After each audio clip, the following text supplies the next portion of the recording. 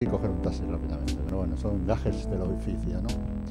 Primero, es un placer estar aquí. Segundo, todo aquello que habéis querido preguntar en alguna ocasión sobre liderazgo y que nunca os habéis atrevido a preguntar, esta es la ocasión. Voy a intentar explicaros todo lo que existe sobre el liderazgo. El liderazgo, como sabéis, es algo que nadie sabe qué es, porque es uno de los términos que más acepciones hay en Google. Eso significa que poca gente sabe lo que es. Todo el mundo piensa que sabe lo que es el liderazgo, pero el liderazgo claramente está cambiando y está evolucionando. Las últimas teorías que existen en este momento es de liderazgo auténtico, y es el concepto que está más en boga, y es el que vamos a trabajar en este momento. A pesar de que os han dicho que he estudiado psicología y derecho, yo soy psicólogo y tengo el título de derecho. ¿Qué quiero decir con esto? Que soy psicólogo, que es lo que me gusta ser, y también conozco o tengo conocimientos en derecho. Yo soy doctor en psicología y lo que me encanta y en todas las empresas que he trabajado es intentar ver cómo conseguir en un momento dado que las personas se sientan más a gustos en entornos empresariales. Empecé trabajando en Telefónica, y llegué a ser jefe de selección de Telefónica, luego pasé a ser director de recursos humanos de una filial de Repsol y luego acabé estando en Carbury Suez como director de recursos humanos, primero en España y luego en Europa. Me cansé de viajar, de estar de un sitio para otro y creé mi propia empresa. En un principio pensaba ser 1 o 2 y ahora mismo ya somos 170 personas, con lo cual pues, me he liado a ser empresario y a ir creciendo. Y hace, pues no sé cuánto llevará este máster, pero yo he dado esta conferencia desde que empezó el máster, con lo cual llevo 20 y tantos años o lo que lleve el máster dando esta conferencia. Y ahora os digo, lo importante de la conferencia no es lo que yo diga, sino lo que construyamos entre las dos partes, es decir, preguntar todo aquello que queráis saber, porque lo importante es el diálogo más que el monólogo que yo pueda decir, ¿vale? Liderazgo auténtico. Pues el liderazgo auténtico es que todos y cada una de las personas tenemos una versión de líder. Que todo el mundo podemos llegar a ser líder. Que ser líder en una faceta de tu vida puede ser posible. Que la gente piense que el liderazgo no es esas teorías que existían de rasgos, de carisma, como aquellos que se decía, se nace líder o no se nace, o se nace folclórica o no se nace, no. Se nace con una serie de características intelectuales y de actitudes que te permiten a ti crecer, pero el desarrollo de tus habilidades de líder son habilidades claramente de desarrollo, de aprendizaje. Fijaros, el mejor orador que había en Grecia era Pericles. Pues Pericles era tartamudo, cojeaba, era lo que se decía en mi pueblo virojo, era una persona horrible para comunicar. Se metía piedras en la boca para poder comunicar. Y llegó a ser el mejor orador de la Grecia clásica. ¿Qué quiero decir con esto? Que el nivel de perfeccionamiento personal tiene mucho que ver con la capacidad que una persona puede desarrollar el liderazgo. Y en el concepto que hoy día se maneja es el del líder auténtico. Si os dais cuenta, ese concepto, vamos a ver, debe ser esta, hacia abajo, eso, al revés de lo que dice la lógica. Vamos a ver una hoja de ruta que es, ¿qué es un líder auténtico? Los 4 factores que tiene el liderazgo auténtico, un modelo que yo he apostado, que he escrito en varios artículos, el modelo de las 3 H's, humildad, honestidad y humanidad. ¿Cómo se desarrolla este liderazgo auténtico? Y vamos a ver 2 aportaciones que han generado ese liderazgo auténtico. Vamos a ver las aportaciones que hace la inteligencia emocional. Ya sabéis que las últimas investigaciones de inteligencia emocional a mí me apasionan, ¿no? 2 chavales con las mismas características, con cociente intelectual, desarrollo personal, todo.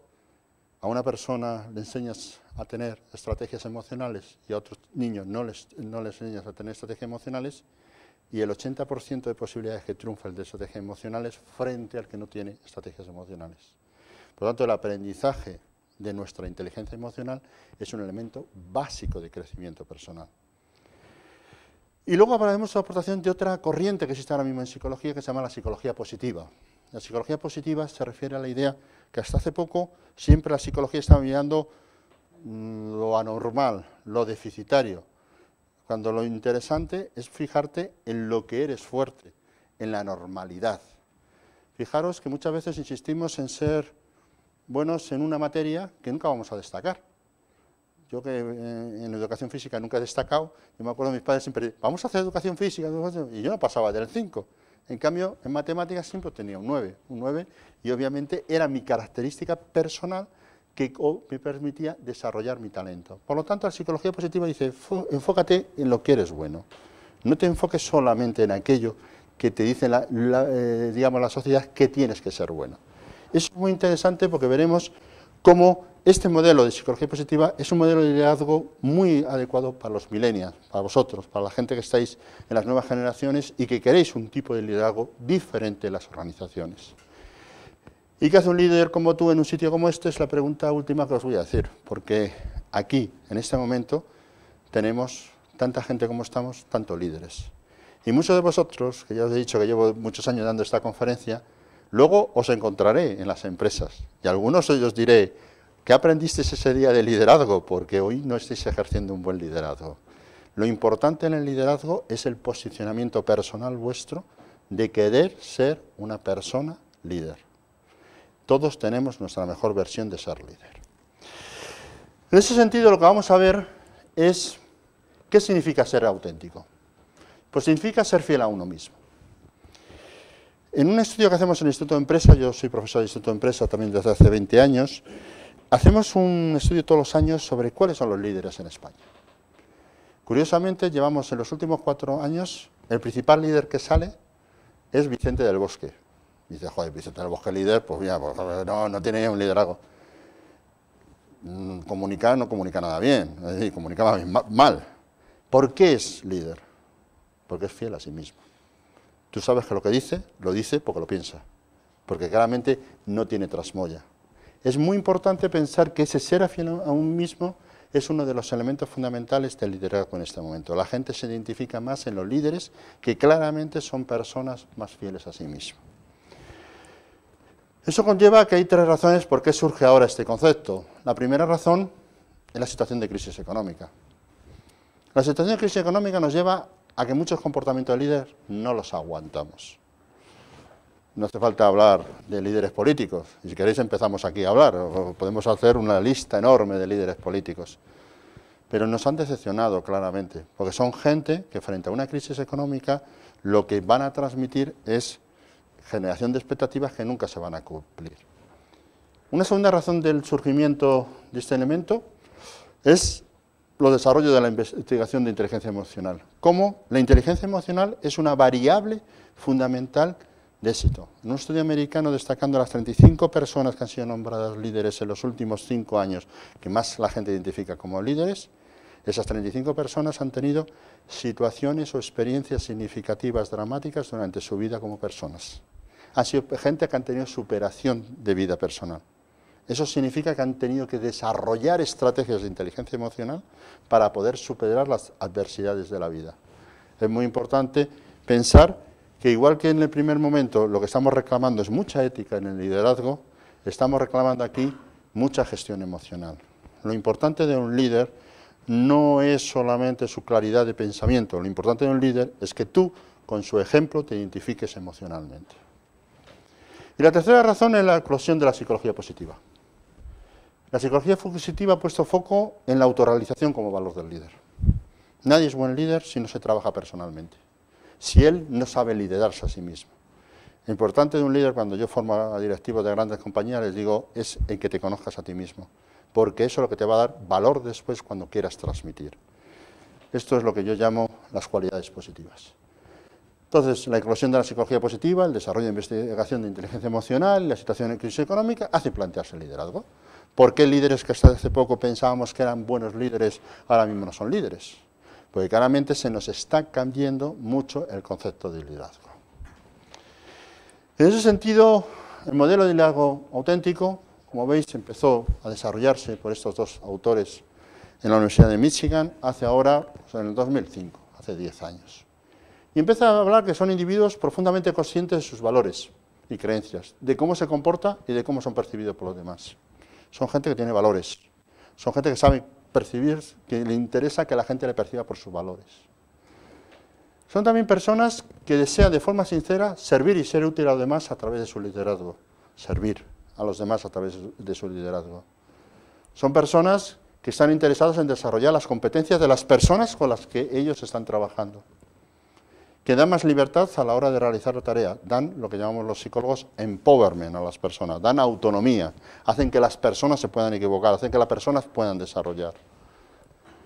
Que reconocen y valoran las diferencias individuales, que a todo el mundo no se le puede dirigir por igual, que lo importante es saber a cada persona qué tenemos que dirigir y cómo le tenemos que dirigir, y en cada contexto.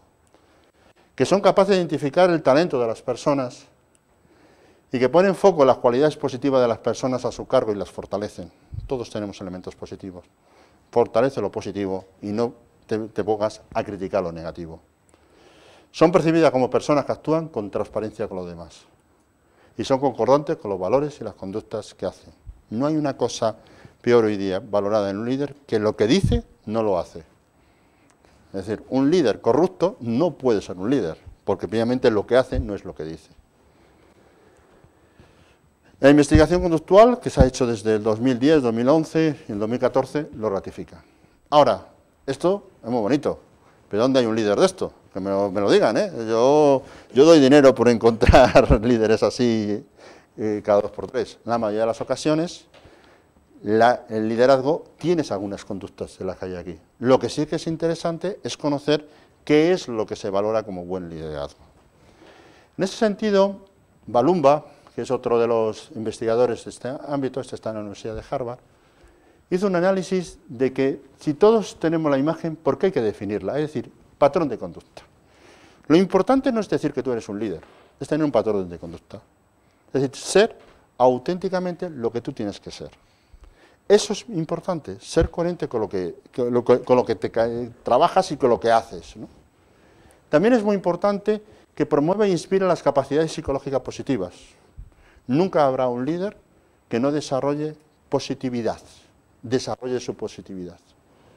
También es muy importante el clima ético positivo, es decir, es una persona que éticamente es positiva.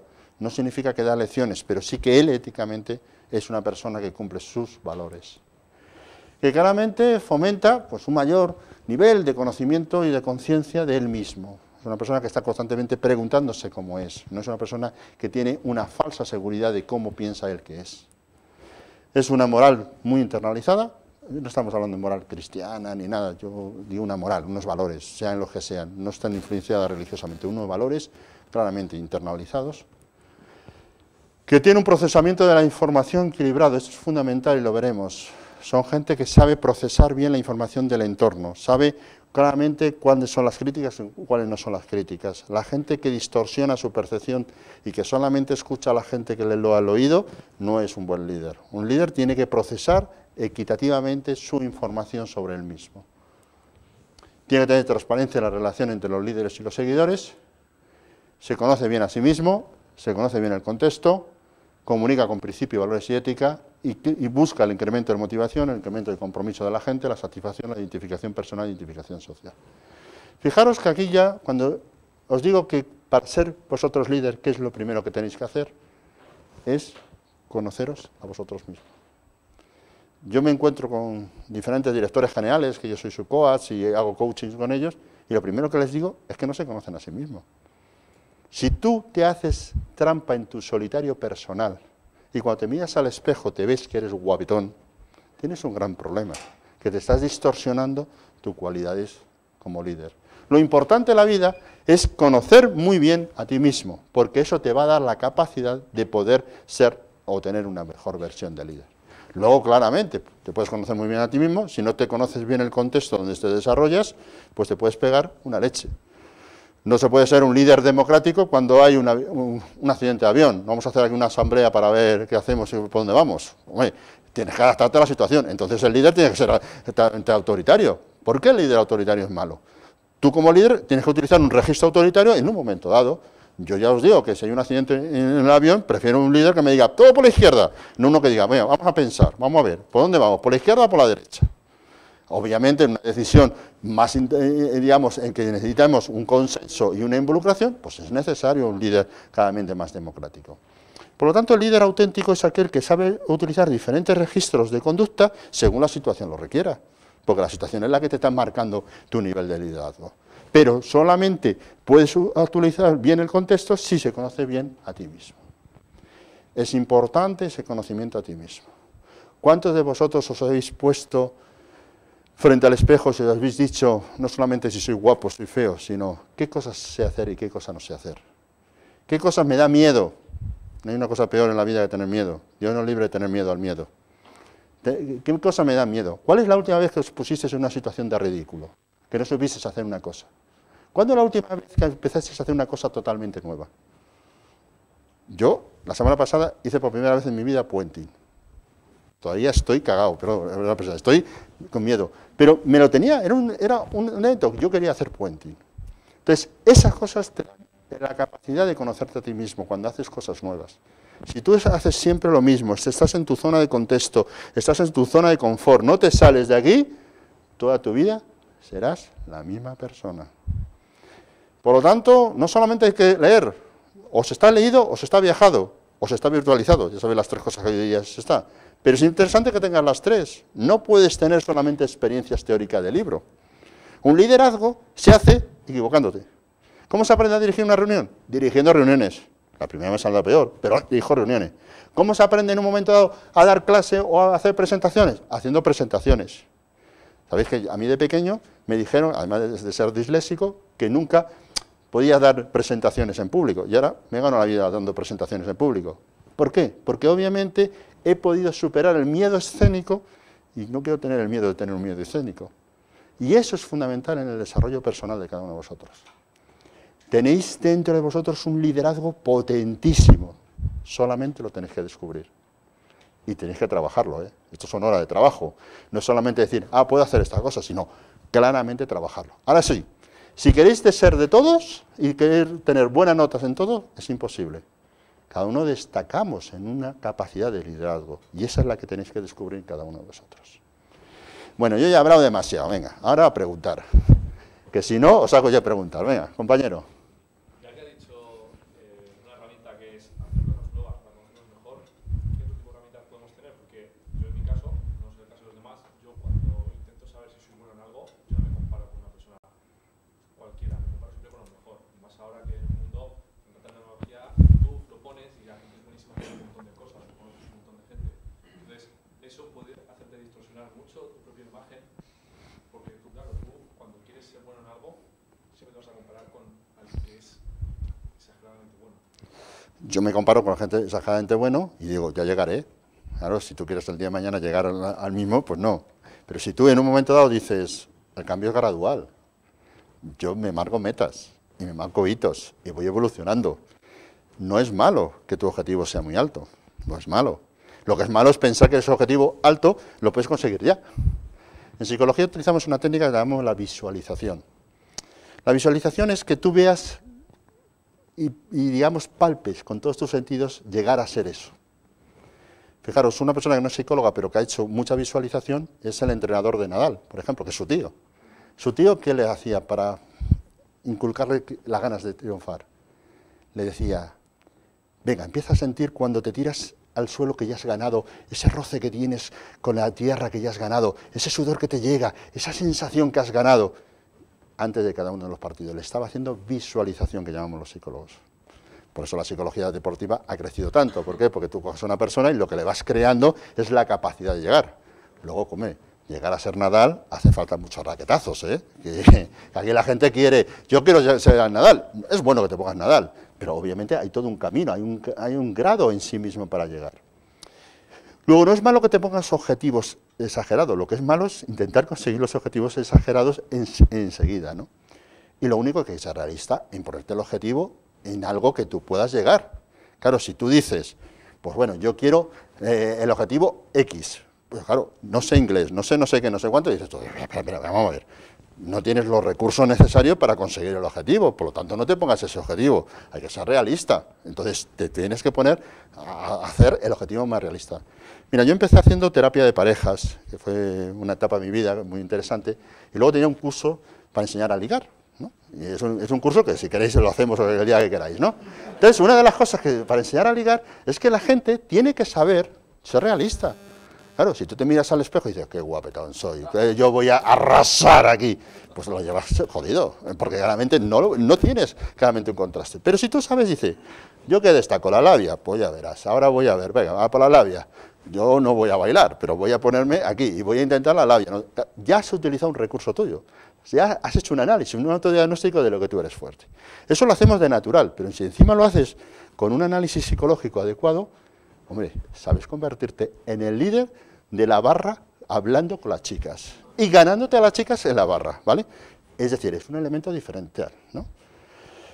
Por ejemplo, pues cuando empiezas a ligar, pues una de las cosas que a los chicos os falta mucho es que siempre no sabéis ser emocionales, no sabéis gestionar la emoción. ¿Y qué luego pasa a las chicas? Que cuando alguien está en emoción no sabe trabajar el raciocinio. Entonces, si yo entiendo el raciocinio a las chicas y entiendo la emoción al hombre, obviamente hago aproximaciones de pareja. Esos son elementos en que sí mismo hay que trabajarlos. Todos tenemos recursos. Ahora, hay que saber cuáles son tus recursos para poderte poner a hacerlo. Entonces, no es malo compararte con lo mejor. Lo que es malo es pensar que tienes que ser el mejor ya. Y tienes que ser el mejor porque sí. Es ponerte el mejor en aquella esfera que tú puedas llegar a ser el mejor, ¿vale? Y a veces hay pasos intermedios. Si quiero ser el mejor de tal cosa y no sé inglés, pues tengo un elemento básico, que es un recurso necesario para llegar a ser el mejor, ¿vale? ¿Te he contestado? No, bueno, si no te contesto, tú eres mi cliente ahora, tú contesta. Ya me ha dado una herramienta. Estaba buscando herramientas. Eres ingeniero, ¿no? No, bueno, el tema de herramienta te gusta. Venga, más preguntas, compañero. Hablamos de autoconocimiento y bueno, digamos que todo el mundo tiene ese concepto, pero es bueno tener una herramienta para llegar a ese autoconocimiento. Como decir, ok, voy a empezar por esto, tal vez preguntándose uno mismo, pero ¿cuál puede ser esa herramienta? La mejor forma de conocerte a ti mismo es a través de los demás. ¿Cómo tienes tu autoestima? ¿Por ti mismo o por lo que dicen los demás? Entonces, fíjate, para conocerte a ti mismo, el elemento fundamental es hablar de ti con mucha gente. Saber las percepciones que tiene la gente sobre ti. Y ser tú lo suficientemente crítico para no justificar cuando te dan un feedback, una crítica inadecuada, decir, va, esto es una tontería, sino analizarla. Hay una herramienta que utilizamos mucho en la empresa, que es el 360 grados, que es que una persona se le evalúa su jefe, evalúa a sus pares y evalúa a sus colaboradores. A mí me costó, yo cuando empecé en España a vender 360 grados, la gente decía, pero un colaborador me va a hablar sobre mí, no sé qué. Claro, es la forma de saber si tú eres un buen líder. Es muy importante saber el colaborador, qué opinión tiene, porque tú estás ejerciendo un rol. Cada uno tenemos rol diferente. Te pones el sombrero de jefe, el sombrero de padre, el sombrero de esposo, el sombrero... Claro, y esos roles son diferentes y hay que saber jugar. Por lo tanto, para conocerte a ti mismo, el elemento fundamental es hablar con mucha gente diferente que me conoce en diferentes facetas de mi vida para saber qué opinión tiene sobre mí en mi conducta.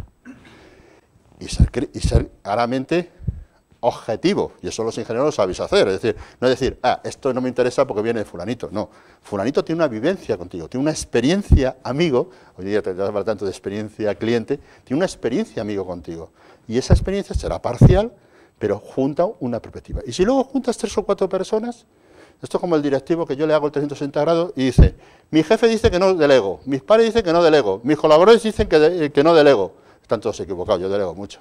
Hay gente que hace esos análisis. Entonces, ¿qué pasa? Pones tu punto de vista por encima de los demás puntos de vista. Bueno, muy bien, me parece muy bien, pero te estás autoengañando. Conocerte a ti mismo es a través de las personas. ¿Quién es el que se conoce más a sí mismo? El que habla más con gente diferente. Y en momentos diferentes. No habla solamente con mis compañeros, no. Yo esta mañana estaba con el portero en mi casa y hemos estado hablando sobre una gotera y yo le estaba diciendo cómo me había comportado yo con el seguro, que no me comporté muy a galla porque estaba hasta en las narices, y me estaba dando feedback, que yo no le había escuchado del seguro antes. Y yo me había equivocado. Ahora, si yo voy, propietario de la vivienda, y vi el portero que me está diciendo tal cosa, y desprecio el feedback del portero, y desprecio el aprendizaje de la situación, tengo un gran problema. Mira, mis hijos tienen un problema, que mi mujer y yo somos psicólogos. Es un problema de los chavales muy difícil de solucionar, pero bueno, es un problema, ¿no? Bueno, pues mis hijos yo siempre le hago la misma pregunta toda la noche, y ahora cuando salga de aquí, cuando vaya a la cena, le voy a hacer la misma pregunta. ¿Qué habéis aprendido en el día de hoy? Es la pregunta básica. Al principio mi hijo, que tiene ahora 13, me decía, matemáticas, no. ¿Qué habéis aprendido de esa zancadilla que te ha puesto el compañero? ¿Qué habéis aprendido de esa chica que quieres que te mire y que no te mira? ¿Qué has aprendido de aquellas situaciones de vida? Nuestro querido Albert Einstein decía, tenía un cuadernito y decía las 3 cosas que he aprendido hoy de la vida. Y las apuntaba todas las noches. porque él decía, lo interesante del día a día de la vida es aprender. Y pensar que el aprendizaje continuo es lo único que nos hace competitivos. Lo que ayer era bueno, hoy puede ser mejorado. Esa actitud de mejora continua es fundamental. Porque fijaros, ¿sabéis de qué somos dueños? Lo único que somos dueños, lo único, de nuestro cambio personal. Todo lo demás no somos dueños. Todo lo demás viene marcado por una situación. Ahora, yo, que quiero conseguir esa determinada meta, y lucho, intento y consigo esa meta, ese cambio personal mío, ese sí que es mío. Esa es nuestra capacidad de libertad, nuestra capacidad de llegar a ser la persona que queremos llegar a ser. Autoconocerte, hablando con gente muy diversa y en diferentes entornos. Eso es el elemento fundamental. ¿Te he contestado? Venga, seguimos. Más clientes. Más preguntas. Dime, compañero. ¿Qué herramientas puede tener un líder o puede poner en práctica para motivar a su equipo? Pues mira, la primera herramienta es tu propio ejemplo. Nadie puede sustituir al valor del ejemplo. Entonces, yo ahora que lidero una organización que tengo 160 personas, siempre digo que el gran problema que yo es que mi comportamiento es el mejor ejemplo que yo pueda dar a la gente. Entonces, por ejemplo, ahora, el tema de la conciliación. Yo no quiero que la gente se quede muy tarde en la consultora. Entonces, yo a las 6 de la tarde pliego. Pero es que pliego y además es que voy vociferando. ¡Que me voy! ¡Que me voy! Claro, ¿por qué? Porque quiero que todo el mundo se vaya. Yo estoy dando el ejemplo. Entonces, yo sí que puedo pedirle después conciliación. Aunque todo el mundo estamos súper atados, porque llegamos a casa y te pones en el iPad y estás 20 veces. Ya sabes que ahora el matrimonio es una cama con tu pareja, tú y dos iPads. El iPad de tu pareja y tu iPad, ¿no? Hay una cama en Estados Unidos que ya te ponen con un cargador de iPad en medio de las parejas, ¿no? Bueno, es decir, está evolucionando el mundo en el cual estás trabajando de forma continua. Primer elemento es ese, tu ejemplo.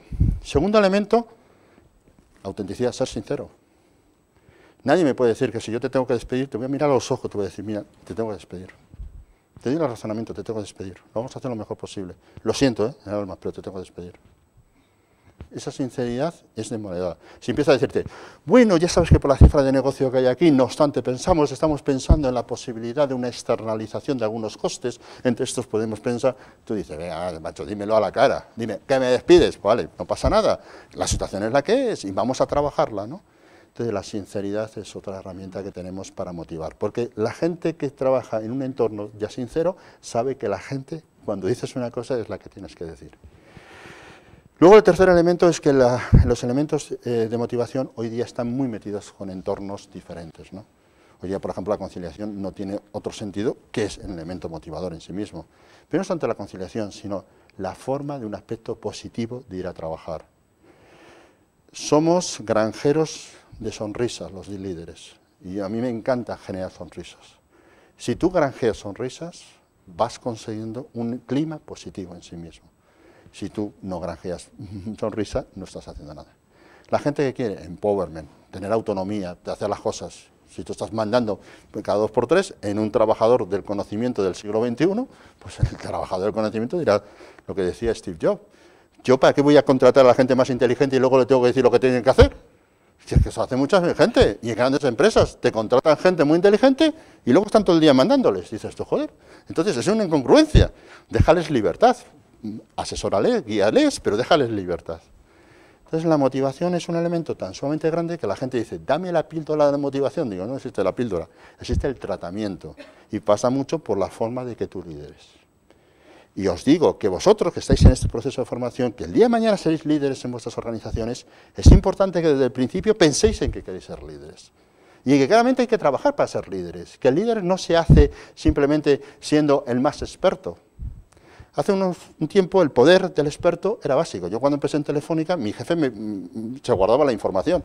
No teníamos acceso a la información, no existía San Google. Pues, ¿qué hacíamos? Pues el jefe guardaba la información y no te la daba, con lo cual él sabía más que lo que tú sabías. Tenía más fuente de información.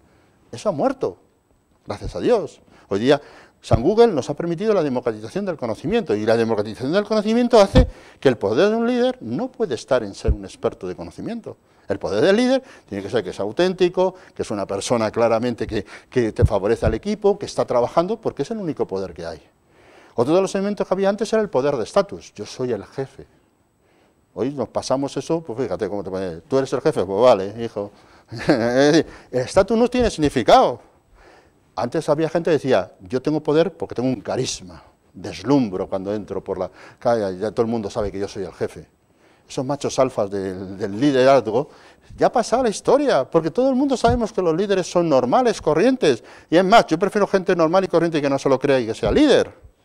Ahora, ¿cuál es el líder fundamental ahora? El líder informal, el líder que es una persona en un ámbito y en otro. Por eso mismamente todos podemos llegar a ser un gran liderazgo y tener una gran versión de líder de nosotros mismos, porque no es dificultoso, es solamente ser tú mismo. Sí es verdad que hay que romper muchas barreras de vergüenza torera, que en España la tenemos mucha, ¿no? De tener que desmontarte y decir tus sentimientos en público, pero eso es un elemento que es básico para demostrar el liderazgo en este momento. ¿Te he contestado? Si es que no, me lo decís, ¿eh? Venga. ¿Más preguntas o seguimos avanzando? Compañero. Me pasa mucho en la empresa que he creado, que yo estoy muy claro con eso de que hay que ser granjeros de sonrisas, y de hecho mi filosofía, mi primer cliente es el talento humano que labora conmigo, pero ¿cómo hago para no volver bipolar, en el sentido de que muchas veces genero esa sonrisa y tal, y de repente soy como que, no autócrata, pero sí marco esa diferencia cuando el equipo me ve, de repente con mi juventud y todo, como un amigo más en algunos momentos, de repente me ven como un jefe, algo que no quiero hacerme ver. Vamos a ver, el elemento juventud no es un elemento definitivo, es un elemento temporal, es decir, porque claro, todos somos jóvenes y no somos jóvenes según va evolucionando la vida, con lo cual el que la gente sitúe un liderazgo en función de la juventud no es un elemento diferenciador. Lo que tú tienes que tener claro es que tienes que ser el mismo siempre, sea en un momento, sea en otro. La coherencia en tus conductas es lo que hace que tú seas un líder. Decía Steve Jobs, yo he escrito bastante sobre Steve Jobs porque me parece un ejemplo claro de liderazgo, aunque ha sido muy criticado en algunos otros elementos, que él nunca le pedía a nadie su carnet de identidad, nunca le pedía sus años. ¿Por qué? Porque decía, los años solamente tienen un sentido, que es el tiempo que llevas viviendo en esta tierra, pero un mismo año, una persona con una experiencia enorme puede tener muchísimo mayor capacidad de liderazgo que una persona que haya estado 70 años metido en la Telefónica y trabajando en un mismo puesto. Cuando yo estaba en Telefónica teníamos un gran problema, fíjate, para promocionar a la gente había que hacerla jefe.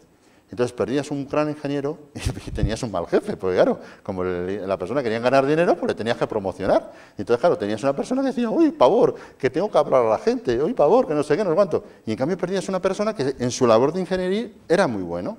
¿Conclusión que llegamos? Pues o las personas se promocionan, tienen que tener un elemento de gestión y de formación de gestión potente, o queda dos carreras para promocionar, la carrera de experto y la carrera de gestión, ¿no? ¿Por qué? Porque obviamente no todo el mundo quiere optar en su vida el querer ser un gestor de personas. Ser gestor de personas es una opción personal.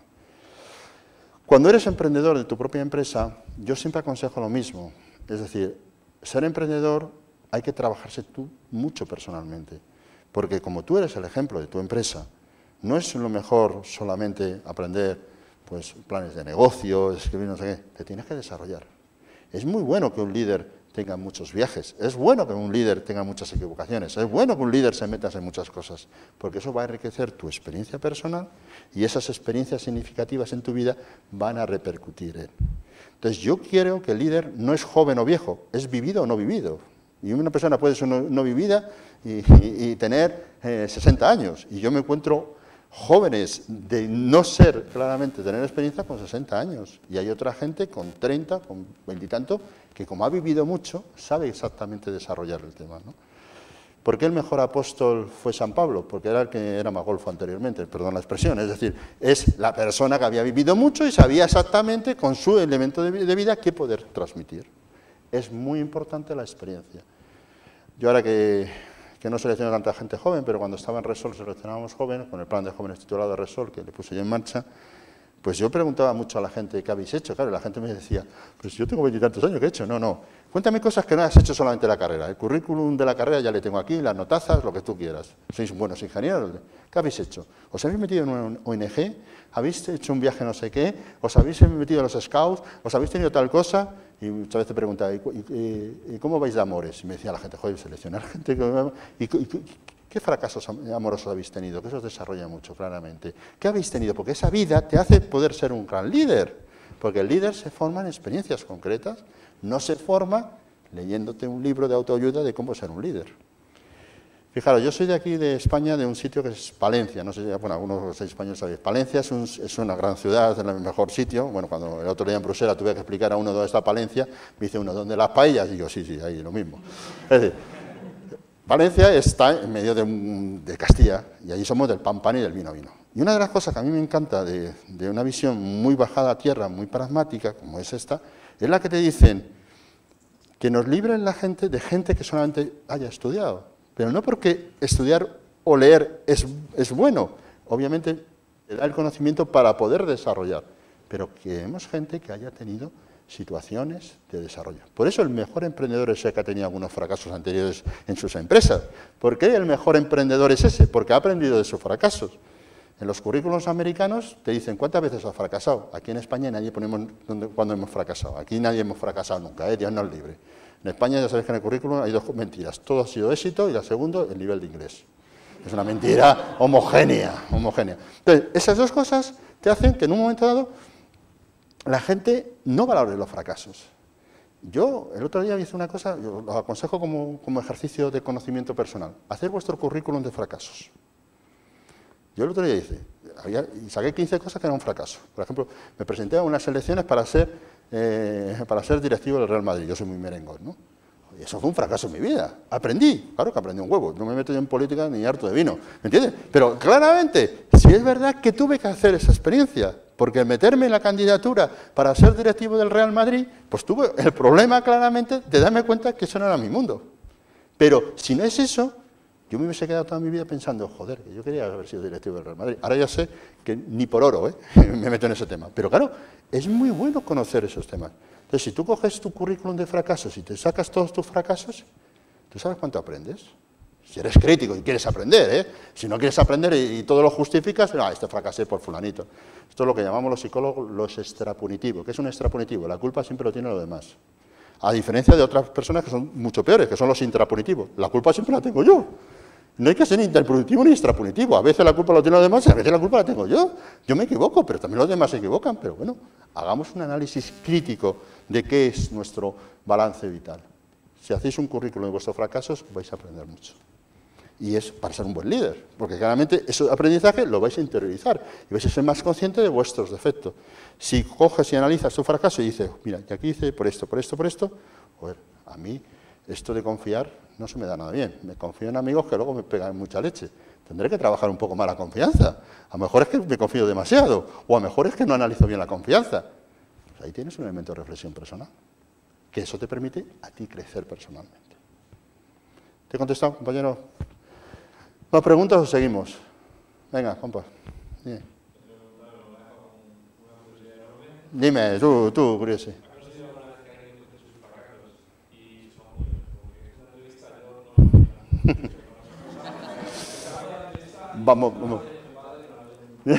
Vamos, si quieres, te hago una entrevista y te lo saco.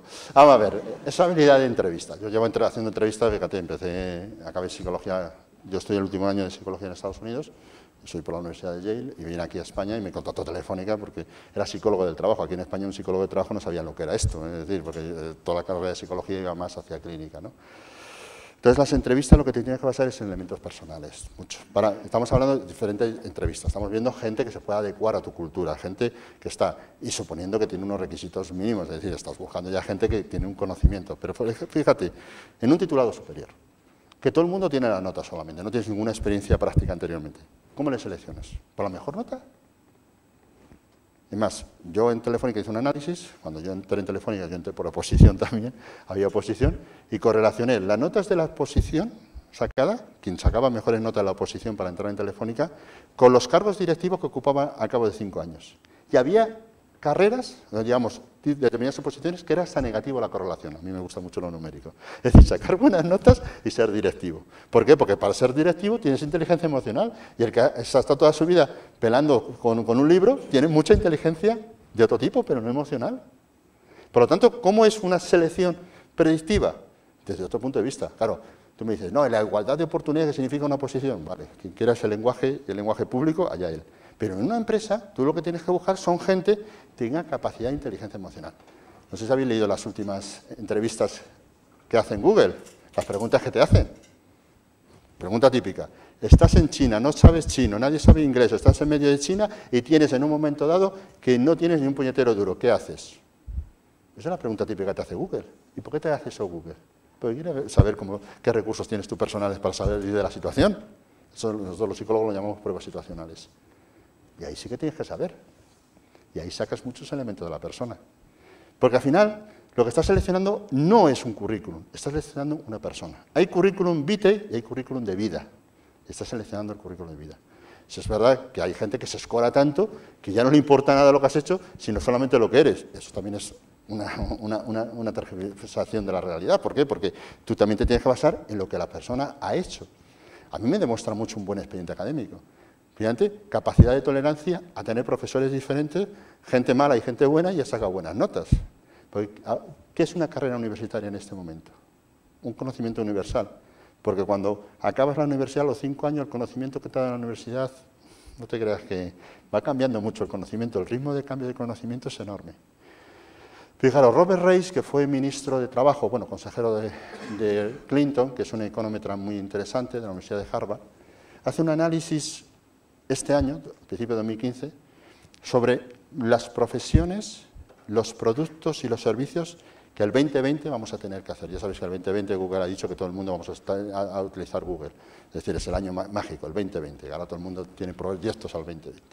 Pues este ha hecho un análisis y dice, aproximadamente el 60% de los productos, servicios y empleos que van a estar en el 2020, que cuánto queda, estamos en 2015, menos de 5 años, 60% este año todavía no han sido inventados.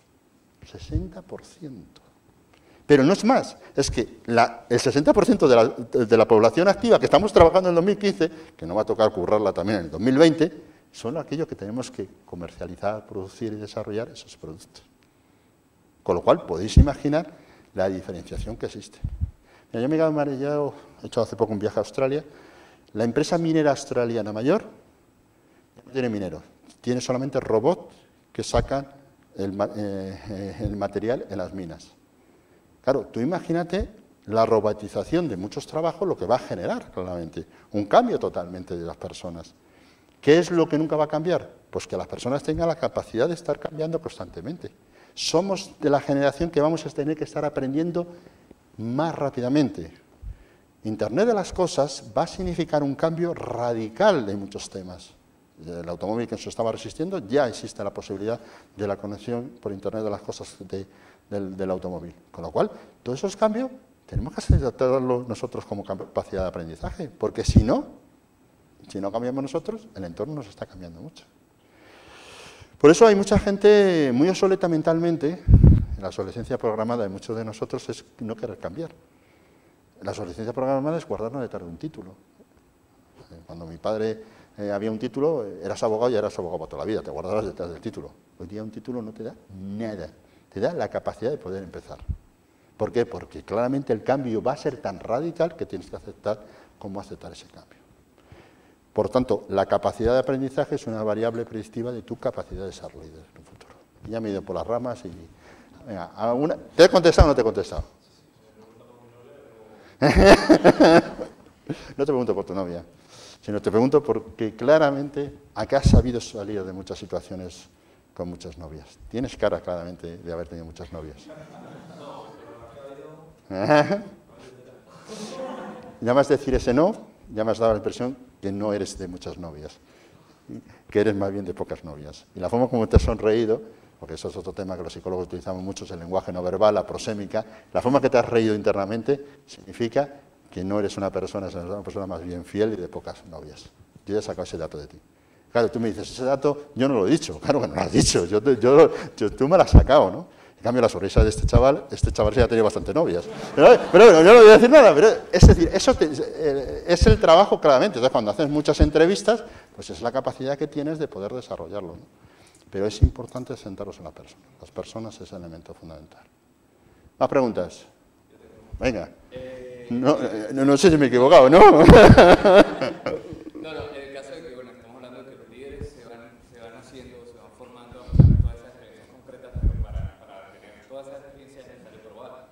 Y hablábamos hace un rato de que si pruebas y fracasas, pues tienes como que desechar esas opciones y seguir con otras. Pero, ¿cómo identificar esa línea entre que si un fracaso es definitivo o lidiar con ese término de la perseverancia para volver a intentarlo y descubrir si realmente no estás apto para una situación o si es simplemente un tropiezo y en un segundo intento lo puedes hacer mejor? Bien, lo mejor que hay del fracaso es que se pueda aprender de él, es lo mejor. Yo en mi empresa he puesto un viernes todos los meses donde hablamos y celebramos los fracasos que hemos tenido. Yo cuando lo puse, pues la gente alucinaba conmigo, vamos a celebrar un fracaso. Digo, no, vamos a aprender de los fracasos, de los éxitos en sí mismos ya aprendemos. Pero ¿por qué nos hemos equivocado con este cliente y se nos ha caído esta cuenta? Yo no voy buscando culpable, a mí el culpable me importa un bledo, sino la oportunidad de que gracias a ese fracaso y los datos que tengo de ese fracaso pueda elaborar el conocimiento y podamos sustituirlo y el día de mañana no equivocarme. Entonces lo interesante no es fracasar, lo interesante es aprender del fracaso. Por lo tanto, lo importante es cuando se fracasa, aprender. De ahí la necesidad de tener maestros, coach, personas que le puedas contar tu fracaso y te hagan de espejo, porque ya sabéis que un coach lo que hacemos es simplemente hacer un espejo, te sirva de espejo para saber exactamente qué puedas aprender de tu fracaso. Lo importante no es fracasar mucho, sino fracasar el número de veces necesaria para aprender tú, para que no se vuelva a ocurrir.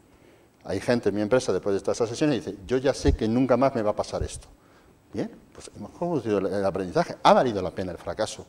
Ahora, también es verdad, no me fracases mucho, macho, que tengo que comer, ¿vale? Pero es importante, con una visión realista, aprender del fracaso. Y ahí ya te digo, aprender del fracaso, y el segundo elemento, tener gente de contraste. Tener gente, claro, tú dices, no todo el mundo puede tener un coach, de acuerdo, pero puedes tener un amigo, puedes tener, es decir, todo el mundo tenemos ocasión de contar para que eso te sirva como referente y te sirva para pensar. No hay una cosa peor que tú rumies tus propias ideas y te hagas tu propia elaboración de la realidad. Es tu elaboración de la realidad, no es la realidad. La realidad ni es tu elaboración, ni la tuya, ni la otra. La mejor aproximación a la realidad es cuando junto opiniones de varios, porque tengo diferentes criterios en sí mismo. Es importante aprender los fracasos y tener a alguien que puedas intercambiar y hacer espejo de esos fracasos. ¿Te he contestado? Vale. Seguimos, si no, no acabo. Vale, venga. Pues este elemento de la autenticidad, pues fijaros, hay un estudio que hizo estos dos autores, Jensen y Lutan, 62 empresas en USA del 2006 al 2014, cómo influye un estilo de liderazgo auténtico en el bienestar de los empleados y en el rendimiento de la empresa. Pues había tres tipos de factores que influían. Primero, las experiencias vitales del líder. ¿Por qué es bueno un entrenador que anteriormente ha sido jugador, que no ha sido una estrella? Fijaros que los grandes entrenadores no son grandes estrellas de fútbol, pero ha sido gente que ha tenido mucho banquillo, bien por lesiones o por lo que sea, y ha visto mucho fútbol. ¿Por qué? Porque ha tenido experiencias vitales anteriores. Es muy importante que la gente tenga experiencias vitales del líder. Nadie puede ser un buen líder si anteriormente no ha tenido situaciones en las cuales ha aceptado o ha analizado otros liderazgos. Es importante también el contexto organizacional y es importante el capital psicológico positivo. Yo soy optimista de naturaleza y seré optimista hasta el día que me muera. Y aquellos que no sois optimistas tenéis un gran inconveniente, porque vais a vivir menos años que los que no somos, como somos optimistas. La psicología positiva hizo una gran investigación, que por primera vez hizo una investigación con monjas de clausura, ¿no? Una investigación muy bonita, ¿no? Cogieron dos conventos, en uno la abadesa era un perro, guau, guau, guau, guau, todo el mundo estaba estresado, órdenes para un lado, para otro, y en otro la abadesa era una persona positiva, que enseñaba y que se fijaba en lo positivo que tenía la situación. No solamente todo el mundo quería ir a este convento de clausura y no quería ir a este, sino que luego, con el estudio longitudinal de 25 años, porque las monjas eran mayores, se descubrió que había una media de un 15% se vivía más en el convento que tenía sonrisas y elementos positivos que en el convento, que había seriedad, elemento de censura, elemento de crítica. Es decir, se vive más si se es positivo. Eso no significa ser optimista radical. El optimismo radical es tan tonto como el pesimismo radical. Hay que ser optimalista, que es un término que utilizo yo mucho, que es optimista realista. Claro que yo soy optimista, pero si yo pienso que yo soy Paul Newman o soy un tío, lo llevo jodido, ¿no? Es decir, hay que ser optimista, pero optimalista, siendo realista en lo que tú puedes llegar a ser. Ese optimalismo te da una actitud, un capital psicológico interesante. El optimista ve primero cuál es la solución, no intenta ver el problema. El optimista es esa persona que intenta ver cuál es la mejor salida que puede tener una situación, pero obviamente siendo realista que la situación es mala. Decía Schopenhauer, una frase que a mí me encantaba, que un pesimista es aquel que se queja del ruido que hace la oportunidad cuando toca la puerta. Joder, me está molestando la oportunidad. ¿Qué es un optimista? El que abre a la oportunidad. Pero sí es claro que el optimismo ciego, sin ser realista, pues nos lleva a Zapatero, ¿vale? Lleva a otra visión, ¿vale? Perdona la expresión, ¿no? Es decir, ser optimista radical es malo, ser pesimista es malo. Pero dentro del optimismo hay que ser optimalista. La primera versión, siempre una sonrisa. Acabamos de hacer un proyecto, que a mí me ha encantado, con Parques Reunidos, ¿no? Y os diré los parques donde hemos trabajado y en los cuales no. Hemos seleccionado gente por su sonrisa. Y he hecho 2 parques que hemos seleccionado por sonrisa y el resto de parques se han seleccionado como se seleccionaba antiguamente. Yo me he jugado con el consejero delegado y he ganado que en estos parques iba a haber mayor facturación este verano. Y dice, bueno, Javier, ¿qué criterio tienes si realmente optimista?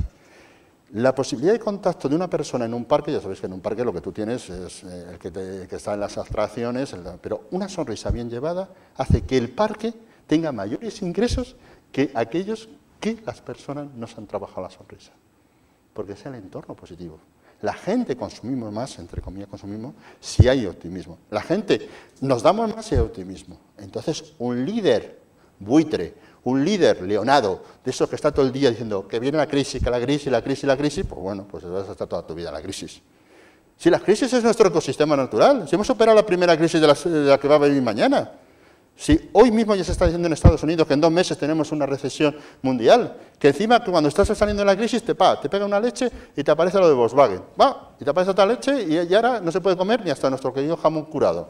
Es decir, es que dice, y ese es el entorno que vivimos, ¿vale?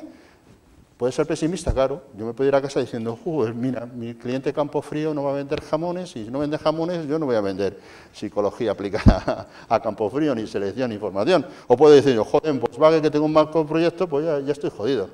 O puedo decir, ¿cuántos Volkswagen hay diferentes? ¿Por qué no me voy a meter en otro sector? ¿Por qué no voy a hacer otra cosa? Tengo mucha fuerza, seguro que me voy a fijar en esto. Son 2 perspectivas, ¿vale? ¿Cuál es mejor y cuál es peor? Lo único que está demostrado en la ciencia es que cuanto más positivo sea el líder, mayores sinergias positivas genera en el entorno.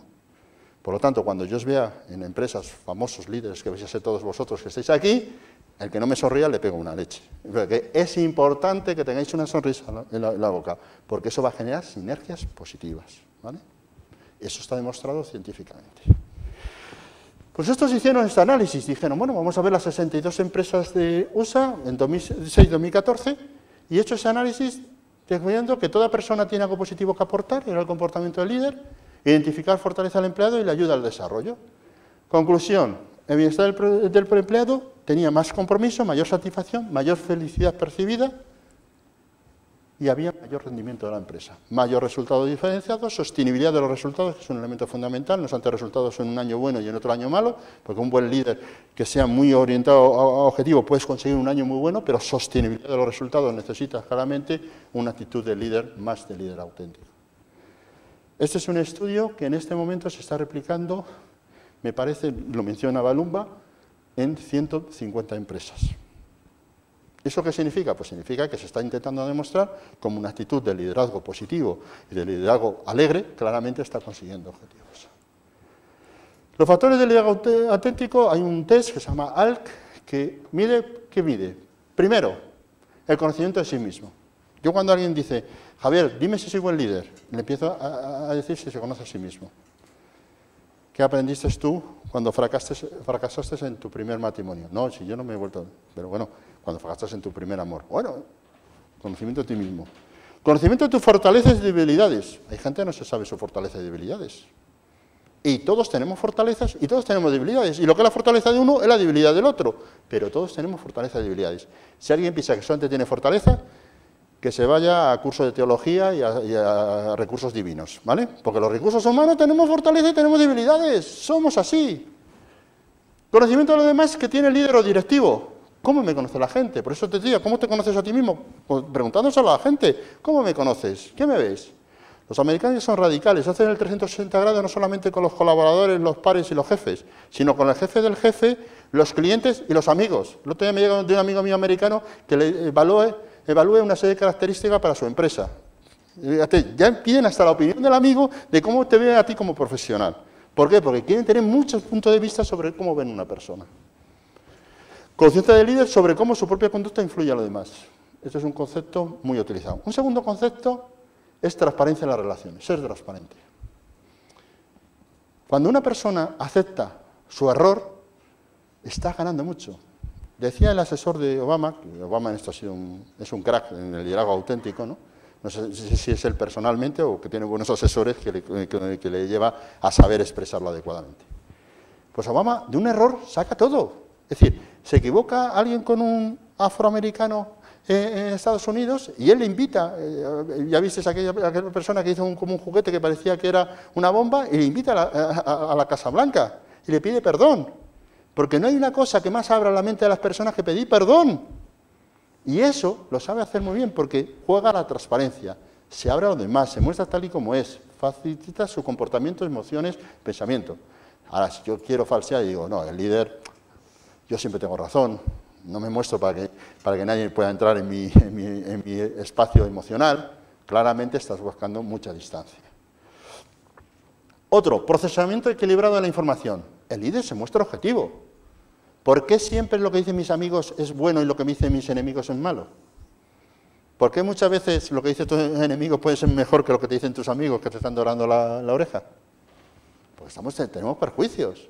Percibimos la realidad de una forma determinada. Y un procesamiento equilibrado de la información significa que el líder se muestra objetivo y analiza cuidadosamente.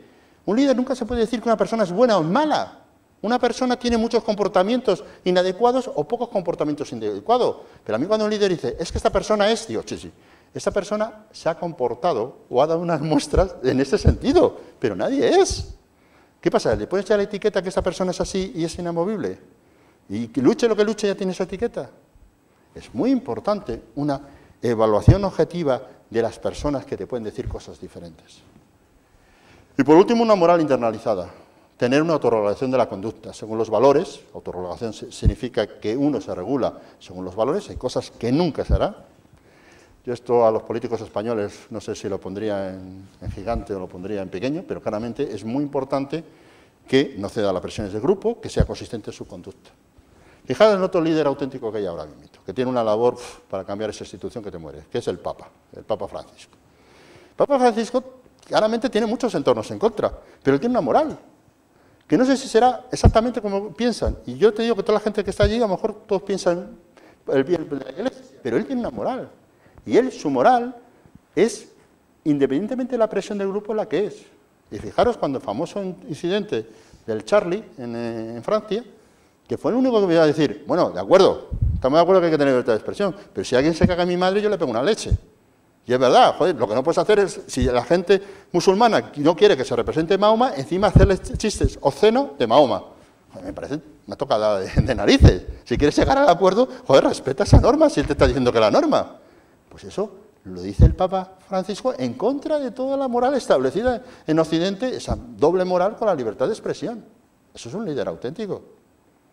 Luego no significa que los líderes auténticos consigan, pero ¿por qué no se engancha el Papa Francisco? ¿Por qué no se engancha Obama? ¿Por qué no se engancha? Nos enganchan porque vemos que son líderes auténticos. Otra cosa es que luego hay gente que por visiones ideologizadas dice, no, esto es lo que dice es malo, y bueno, yo no miro nada, yo lo que miro son las conductas de las personas, cómo se comportan. Estos son los 4 elementos que dice Balumba, que es el plan teórico del liderazgo auténtico, que tiene que tener un líder auténtico. Bueno, si vais por Estados Unidos, hay un programa de Bill George, que lo podéis ver por internet, veis el tema. Este es un tío que se dedica a estar en televisión y que él ha puesto estos valores. Tener clara su misión, sólido valores que es correcto, establece relaciones. Es un show. Todos los programas que tiene en Estados Unidos tienen muchísima gente viendo simplemente que él es auténtico. Y él es una persona que defiende ese tipo de liderazgo. Otro autor que también defiende lo mismo, que es Kernis. Kernis tiene un elemento que habla de la conciencia de uno mismo, utiliza valores que todos he puesto dos autores diferentes que coinciden claramente. ¿Por qué? Porque hay una tendencia de pensamiento hacia este modelo de liderazgo auténtico. ¿Modelos antecedentes a los similares? Pues bueno, había un modelo en 2005 que era el liderazgo ético. ¿Por qué no me gusta a mí el liderazgo ético? Porque el liderazgo ético parece que estás dando lecciones. Si es que aquí nadie da lecciones. ¿Qué significa que mi ética es más importante que vuestra ética? Si la ética es una serie de valores, son relativos, y claramente yo asumo un elemento ético y tú asumes otro elemento ético. A mí el liderazgo ético no me gusta, porque pone mucho más centrado en lo que tú puedes decir, y en cambio está menos centrado en la humildad. Hay otro concepto que hizo Bass, el liderazgo transformacional, en la cual la idea es que lo importante es influir en la gente. De acuerdo, pero lo importante es que la gente quiera que tú le influyas. Lo importante no es que tú pongas un esfuerzo de influir, lo importante es que la gente te des tú y digas, este tío me va a influir. ¿Por qué? Porque le veo que es sincero, creo que le está diciendo lo que piensa. Entonces, eso es lo interesante, no que tú quieras influir.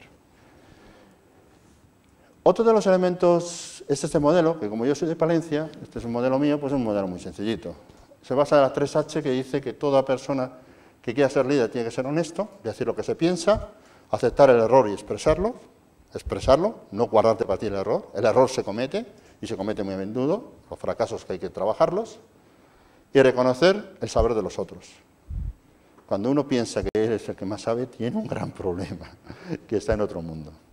Hay que reconocer que otra gente sabe más, y mucha gente de tu equipo sabe mucho más que tú, y muchísimo más. La gran habilidad que tienes que tener tú es reconocer que saben más y saberles conjugar y ponerles juntos para trabajar. La segunda característica es ser humano. Personas son un fin. Yo odio la palabra recursos humanos, y eso que yo luché mucho en este país para pasar de personal a recursos humanos, y ahora estoy intentando que pasen a personas. Para mí, una persona no es un recurso, es una persona. Una persona es un fin en sí mismo, nunca un medio, nunca un recurso. Y cuando alguien, una persona que es un colaborador tuyo, te pide una entrevista y se sienta delante de ti, en ese momento, el único fin es esa persona, no es un medio. Eso lo nota la gente, porque claramente si eres un líder es porque tienes un acercamiento humano. También es muy importante desde lo positivo, lo hemos visto anteriormente, y es que todos podemos ser líderes en un determinado contexto. Y por último, pues hay que ser humilde. Humilde significa antigurú. El que vaya dando lecciones de liderazgo, que se vaya para otro sitio. Yo defiendo que en esta vida lo peor que hay son los gurús y los publicadores de libros de autoayuda, fíjate, de felicidad. Todo el mundo quiere enseñarme a mí a ser feliz. Digo, déjame a mí ser feliz. La felicidad no es un estado. Yo no quiero llegar a ser feliz. Yo quiero ser feliz ahora, dando clase aquí con vosotros.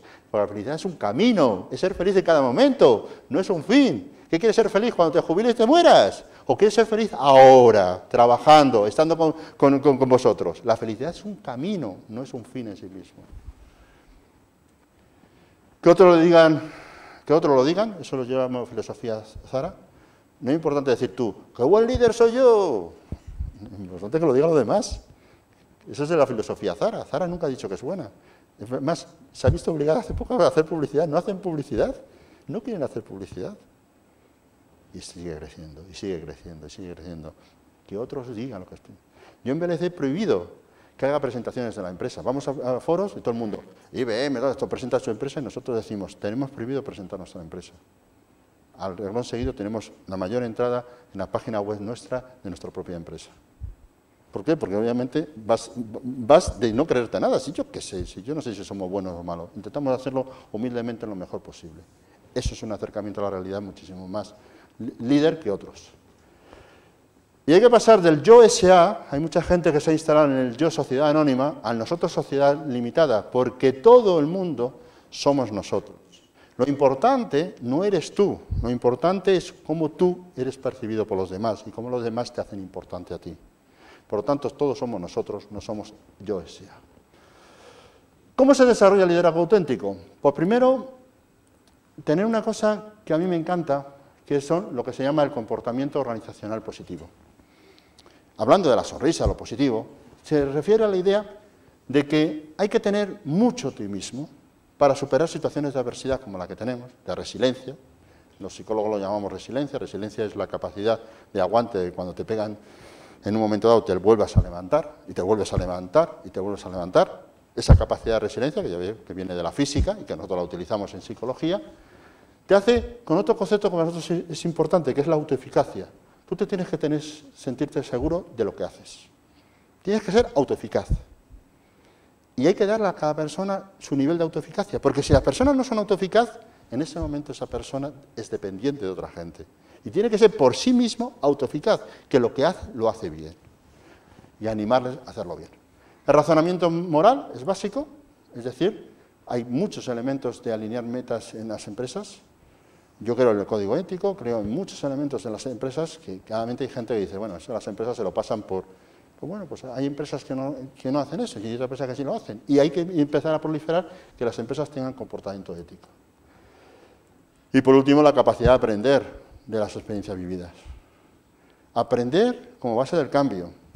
Hubo un tiempo que el pez grande se comía al pez chico. Hubo otro tiempo que el pez más rápido, el agilismo, se lo comía al pez menos rápido.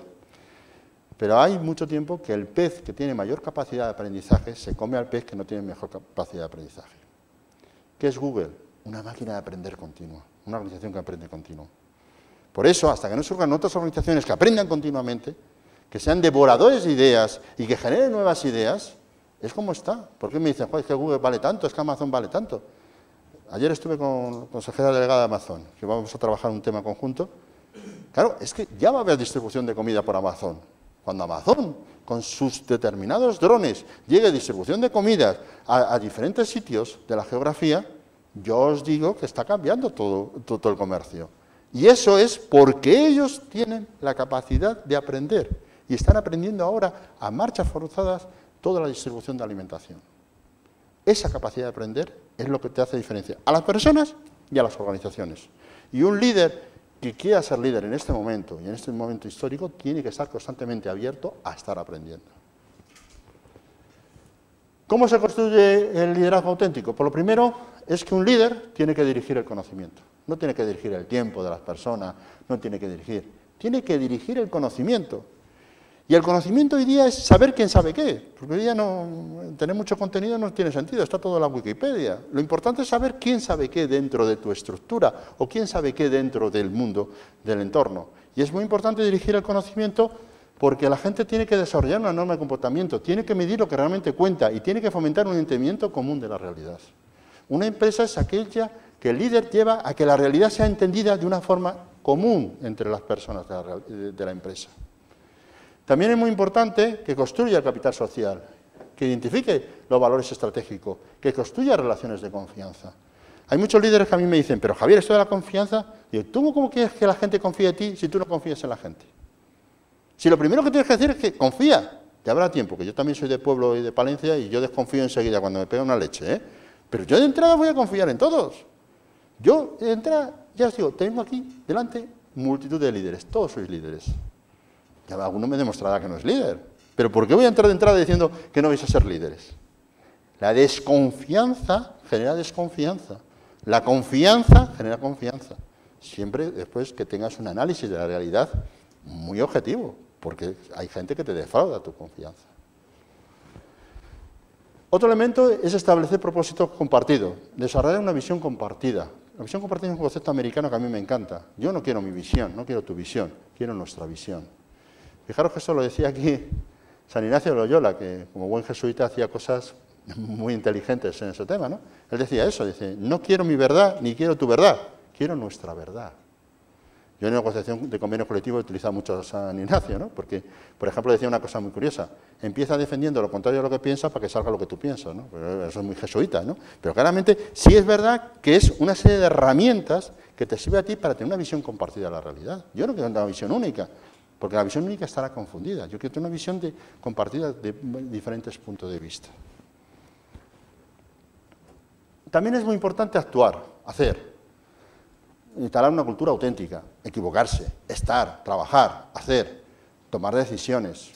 Bueno, eso de tomar decisiones a algún político también le cuesta mucho, ¿eh? Es decir, saber tomar decisiones es un elemento básico en la vida de un directivo. Un líder tiene que tomar decisiones. Se puede equivocar, pero toma decisiones. Porque el que no toma decisiones no analiza su experiencia, y si no analiza su experiencia, no aprende de su fracaso. Y si no aprende de su fracaso, de su éxito, no va a tener el día de mañana capacidad de poder desarrollar su liderazgo. Y promover el aprendizaje continuo, estar continuamente aprendiendo. Hoy he tenido la suerte de estar con vosotros porque estoy aprendiendo. ¿Cómo aprendo yo? A través de vuestra pregunta, de lo que os preocupa, de qué pregunta me hacéis. Yo luego reflexiono las preguntas que me habéis hecho y ese es mi aprendizaje. Ya sabéis que no aprende más, el que más aprende es el que más tiene que estar expuesto a exponer, porque tienes que aprender cómo exponer y cómo contárselo a los demás. La inteligencia emocional, que es un término que ya sabéis que Daniel Goleman lo puso en marcha, tiene varios elementos. Ha demostrado que hay un efecto suelo, es decir, el cociente intelectual es un mínimo.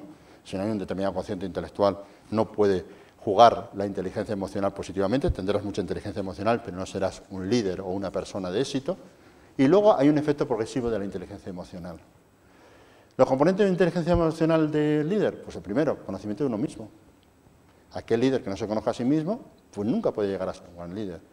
Esto hay gente que no pasa, esto es como gente que no tiene primaria hecha, y muchos líderes no tienen primaria hecha, porque no se conoce a sí mismo.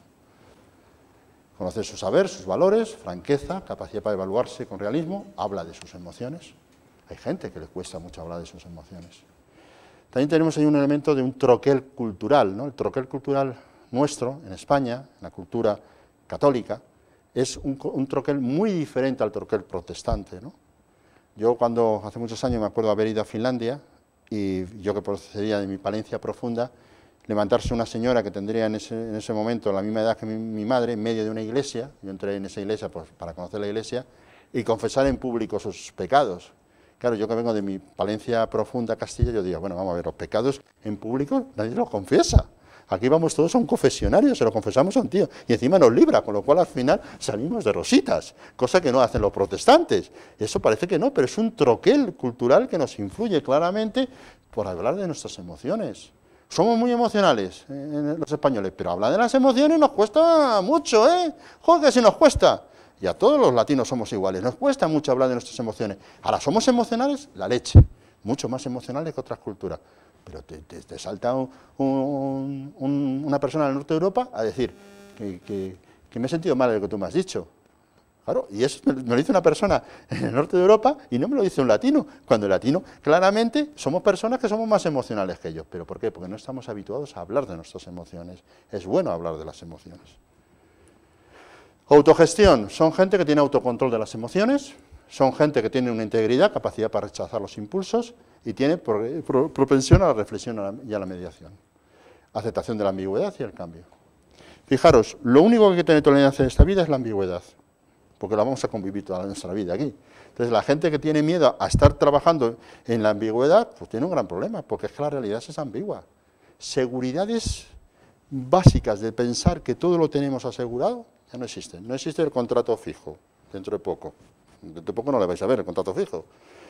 No es, ya a mis hijos ya lo voy preparando, olvidados del contrato fijo. Hacemos una foto del último contrato fijo, la ponemos en la pared, hacemos lo que sea, ¿vale?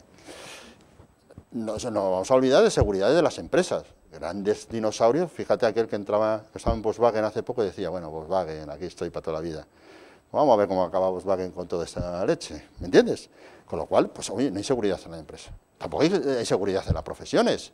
Yo ya soy arquitecto, ya he acabado una carrera de 6 años súper dura, o ingeniero, ya tengo todo. ¿Qué? Ponte a la cola que vas a ser menos que milurista, ¿vale? Tampoco hay seguridad. ¿Dónde está la seguridad?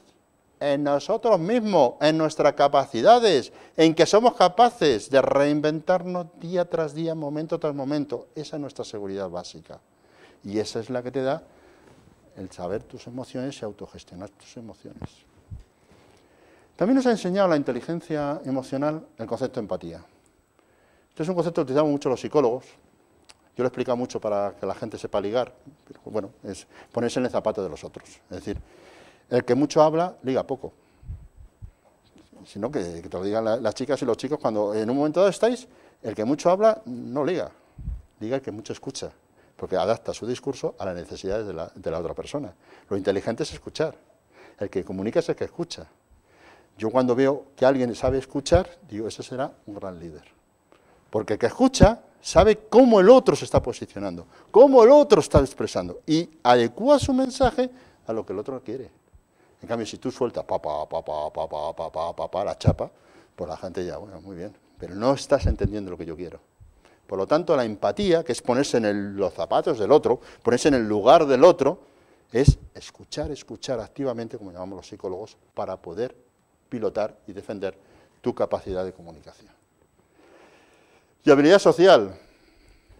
¿Sabéis cuál es el principal capital que tenéis? La cantidad de amigos que tenéis. No amigos de clic, no amigos de LinkedIn, que eso ya sabéis que son amigos de clic, ¿no? Sino amigos que tú puedes llamarles por teléfono y puedes hablar con ellos. Amigos que es tu capital. Yo, a mis hijos, que ya sabéis que tienen el problema de los psicólogos, además de decirles que he aprendido todos los días, les digo, ¿cómo hemos incrementado el capital este día? ¿Cuántos amigos nuevos habéis hecho en el día de hoy? Porque eso es un capital, tener amigos. Porque es tener posibilidades de gente que en un momento dado te puedas referenciar a ella, que puedas tenerle como contacto. La gente que tiene pocos amigos es pobre en capital social, que es tan importante como un capital intelectual. La psicología positiva, ¿qué nos dice? Comprender y promover los factores que permiten progresar a individuos, subgrupos, y organizaciones y sociedades. Bueno, eso es muy teórico. Para mí lo que es básico de la psicología positiva es la frecuencia con la que personas sienten emociones positivas en el trabajo y fuera de él. Emociones positivas. Momentos en los cuales nos reímos, momentos en los cuales disfrutamos, momentos en los cuales estamos contentos en trabajar. Dos personas van a trabajar, uno va pensando en cuándo tiene que salir y otro claramente está pensando en lo que tiene que trabajar, hay una diferencia enorme. A mí ya no me preocupa el asentismo físico de mis trabajadores, me preocupa mucho más el asentismo psíquico. Si estoy pagando trabajadores del conocimiento, lo que quiero sean trabajadores que estén pensando en un momento dado, no que tengan una presencia cadavérica en mi mesa. Entonces, cuando yo me cargue los horarios y todo el tema, es que no tiene sentido. Estamos pagando a gente por su valor añadido de pensamiento en consultoría de recursos humanos, en selección e información. Y en cambio me pongo farruco que estén todos a las 8 de la mañana. ¿Por qué hace una persona? Llega a las 8 de la mañana y ahora a mí, como no me controla lo que pienso, pues ya está, pues hago lo que me dé la gana. Es muy importante pensar que lo importante es tener emociones positivas, tener momentos claramente que las personas se sientan realizadas con su trabajo. Sentido auténtico y el concepto que hemos visto antes de autoeficacia.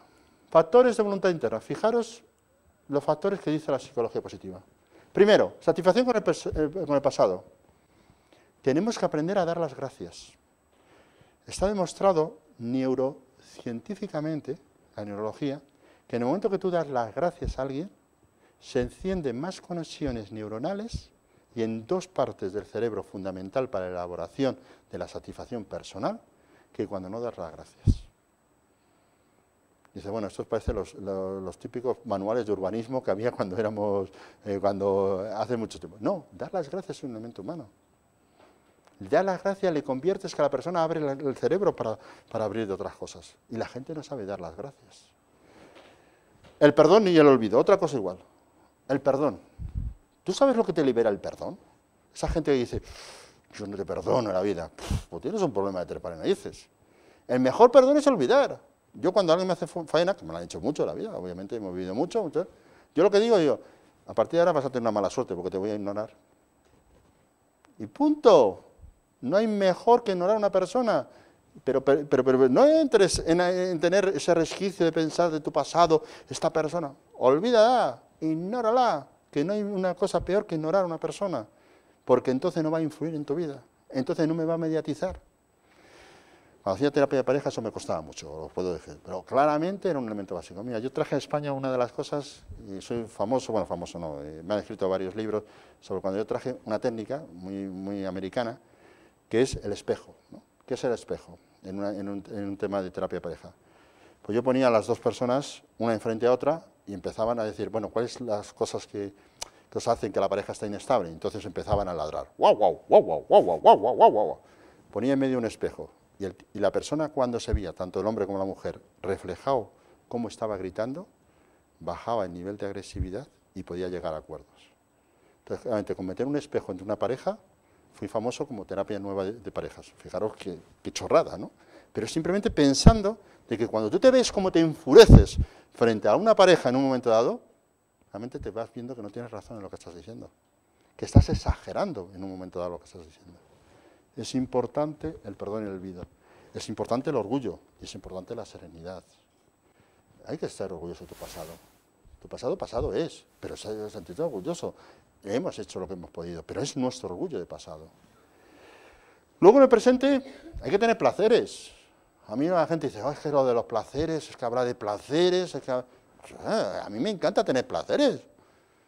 Un buen jamón, aunque hoy día no se puede decir eso, pero un buen vino, una buena relación sexual. Pero es que es bueno tener placeres. Es que, ¿por qué no vais a tener placeres?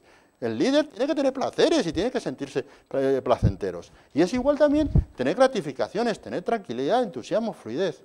Y sobre el futuro, pues mira, parece lo de la religión, fe, esperanza y caridad, ¿no? Pero bueno, sin caridad, ¿no? Optimismo, fe, esperanza y confianza. Ser optimista con el futuro.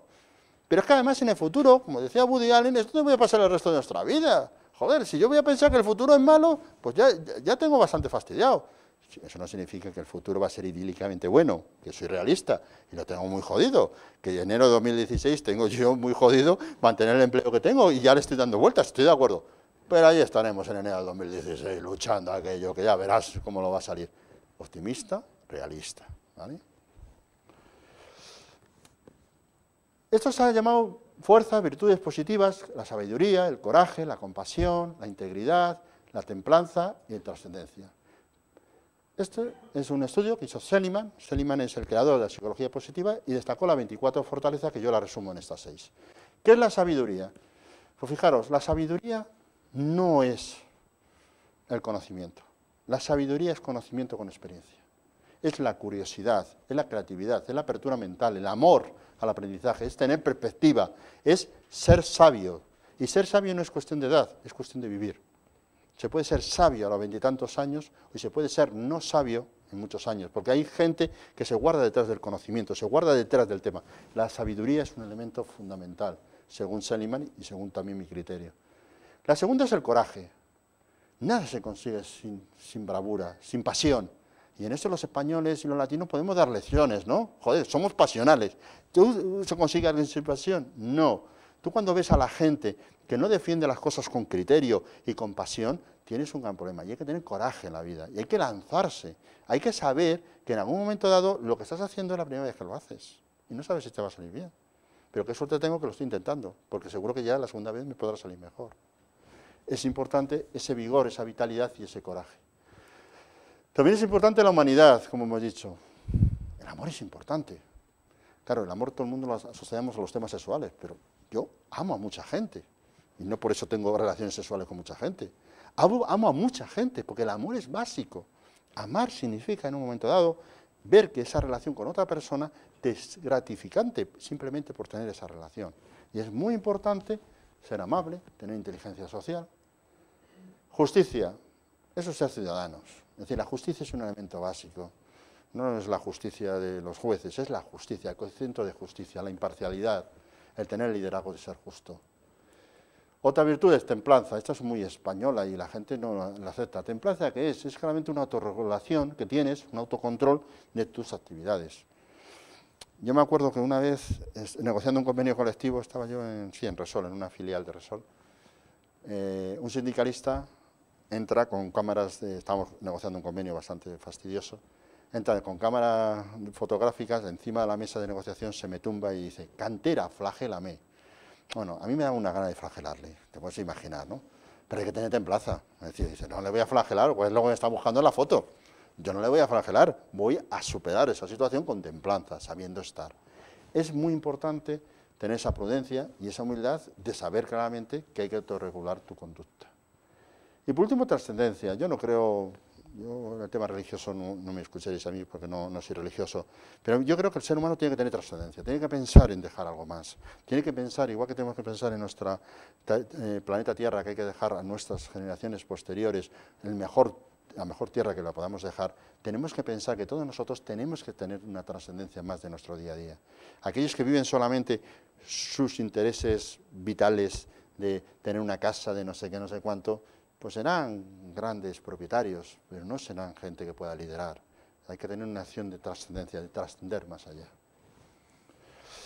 Pero eso juega mucho con los millennials. Hoy día trabajar donde quieras, cuando quieras, en función del trabajo realizado, del equipo a colaborar, del tiempo a producir para cumplir los resultados esperados. Eso es lo que hoy día es. Os decía anteriormente, aquellos que vayáis buscando contrato fijo, una mesa en una empresa y ese tema, ya ha pasado el tiempo. Hoy día nuestro trabajo va a ser un smartphone, con tu iPad, vas a trabajar en muchos sitios, irás un día a la empresa, te meterás en una reunión con un espacio abierto, irás a otro lado, ese es el mundo que hay. Por lo tanto, toda esta gente trabaja para satisfacer una necesidad y no para cumplir el tiempo de trabajo. El tiempo de trabajo, yo creo que ya ha muerto. Sí, es verdad que eso hay que saber gestionar. Queda mucho más en tu capacidad personal de gestionar tu tiempo, porque antes tenías muy claro que estabas trabajando y luego tenías ocio, pero ahora no lo tienes claro, porque tu jefe te envía un mail a las 7 de la tarde y obviamente tienes que contestar al mail, lo cual tienes que saber gestionar tu propio tiempo. Es un debate muy bonito en este momento, no tener más tiempo, sino sentirse libre de utilizar el tiempo. La gente no quiere tener más tiempo, trabaja lo mismo, más, pero quiere sentirse que él tiene libertad para en qué emplea el tiempo. Y eso es muy importante, ese es el nivel de empowerment que tiene que tener la gente. El futuro del trabajo, pues está muy claro, cada vez más está muy relacionado entre una visión de conducta, unos procesos y un espacio de trabajo. Hay que tener nuevas conductas de trabajo. Esta nueva conducta de trabajo es que cada vez más vamos a ser autores de nuestro trabajo, no intérpretes de nuestro trabajo. Va a significar, por ejemplo, que el poder de decisión cada vez va a ser más propio, menos supervisado. Vamos a ser cada vez, nosotros tenemos mayor poder de decisión, tenemos que tener mayor capacidad de liderazgo personal, ¿no? También va a significar en un momento dado que antes había un acceso restrictivo a la información, hoy día tenemos acceso libre a la información. Tenemos también la idea de que se puede generar pues, muchas opciones a elegir, antes había menos opciones, ahora puedes trabajar de muchas formas. También, por ejemplo, otro de los elementos es que antes pues, había una limitación a la asertividad, tú no podías ser tú mismo, ahora puedes llegar a ser tú mismo. Cantidad de empleados de Google que tiene una empresa puesta por ellos en su tiempo libre es el 67% de empleados de Google, es decir, el 67% de los empleados de Google tienen o son propietarios de una empresa segunda o tercera. Eso significa, pues, claramente mucha mayor libertad como empleado.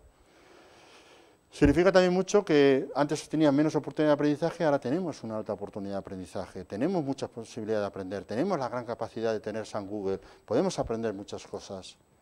Y eso también genera de que antes teníamos una autoimagen no clara y ahora tenemos alto nivel de autoimagen. Eso significa el personal branding que todos nosotros tenemos en este momento en las redes.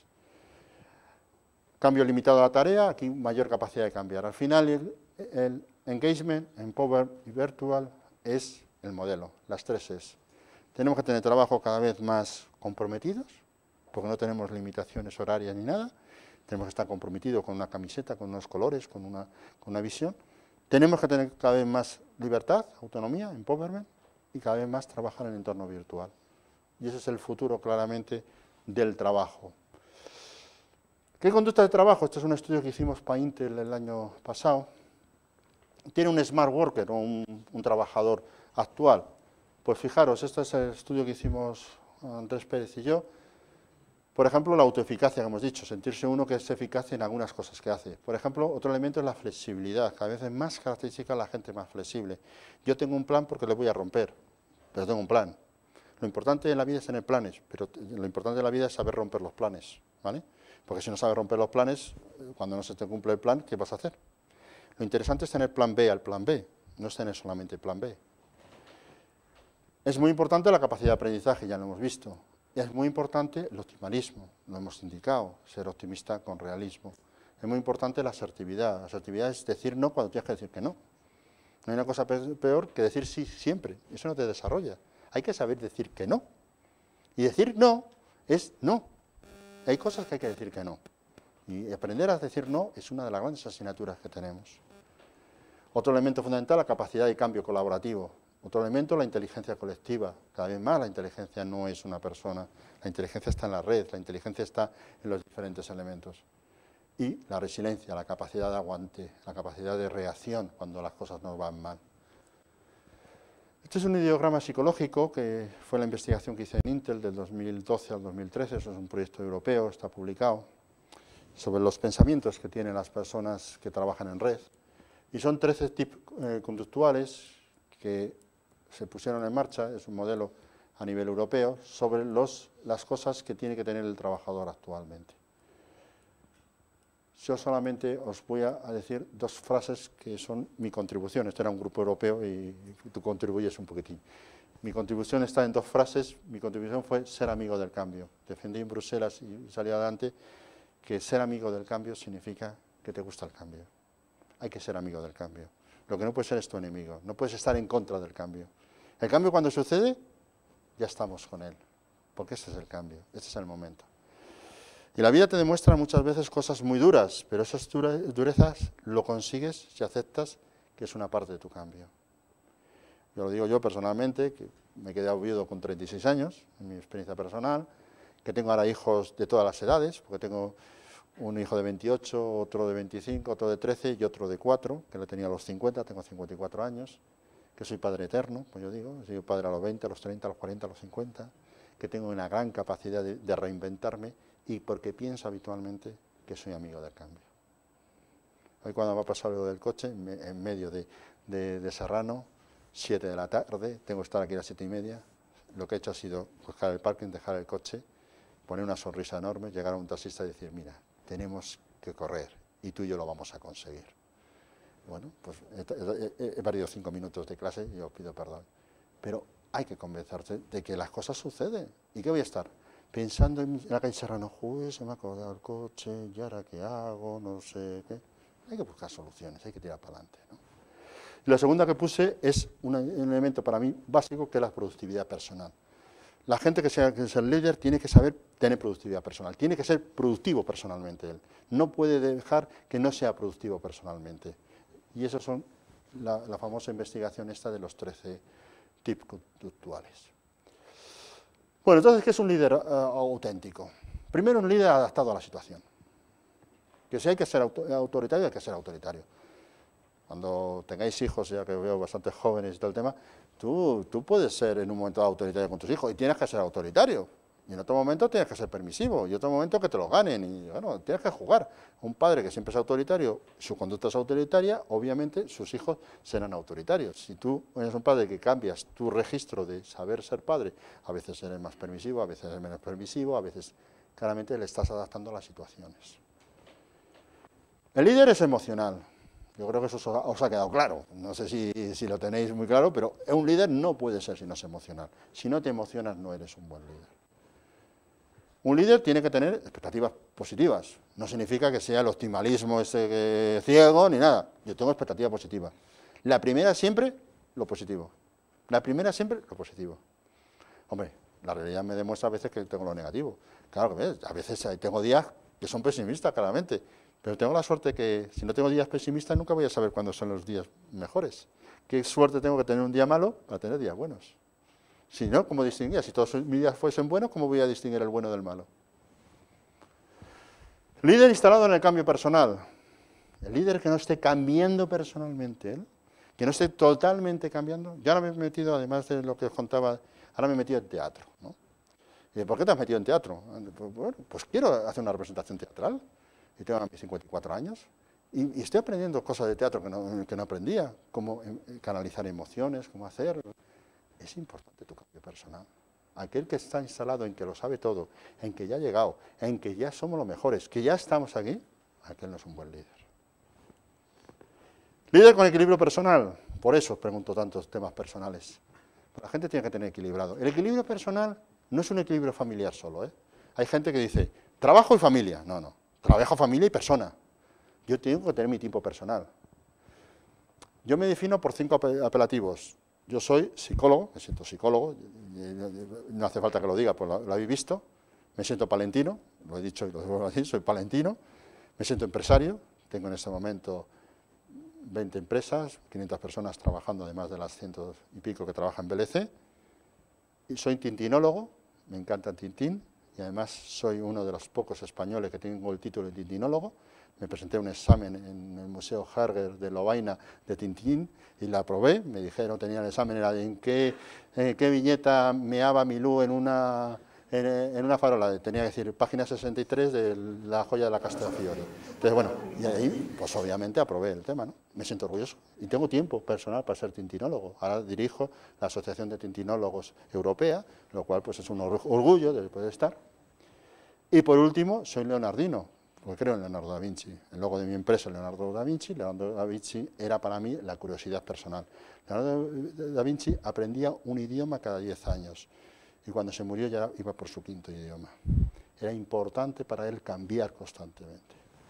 Por lo tanto, el líder tiene que tener equilibrio personal. Tiene que dedicar tiempo a la familia, tiempo al trabajo y tiempo a lo personal. Y lo ideal que sería un 33%. 33% de 100% dedicado al trabajo, 33% a la familia y 33% a ti personalmente. Pero eso es utópico, no lo consigues nunca.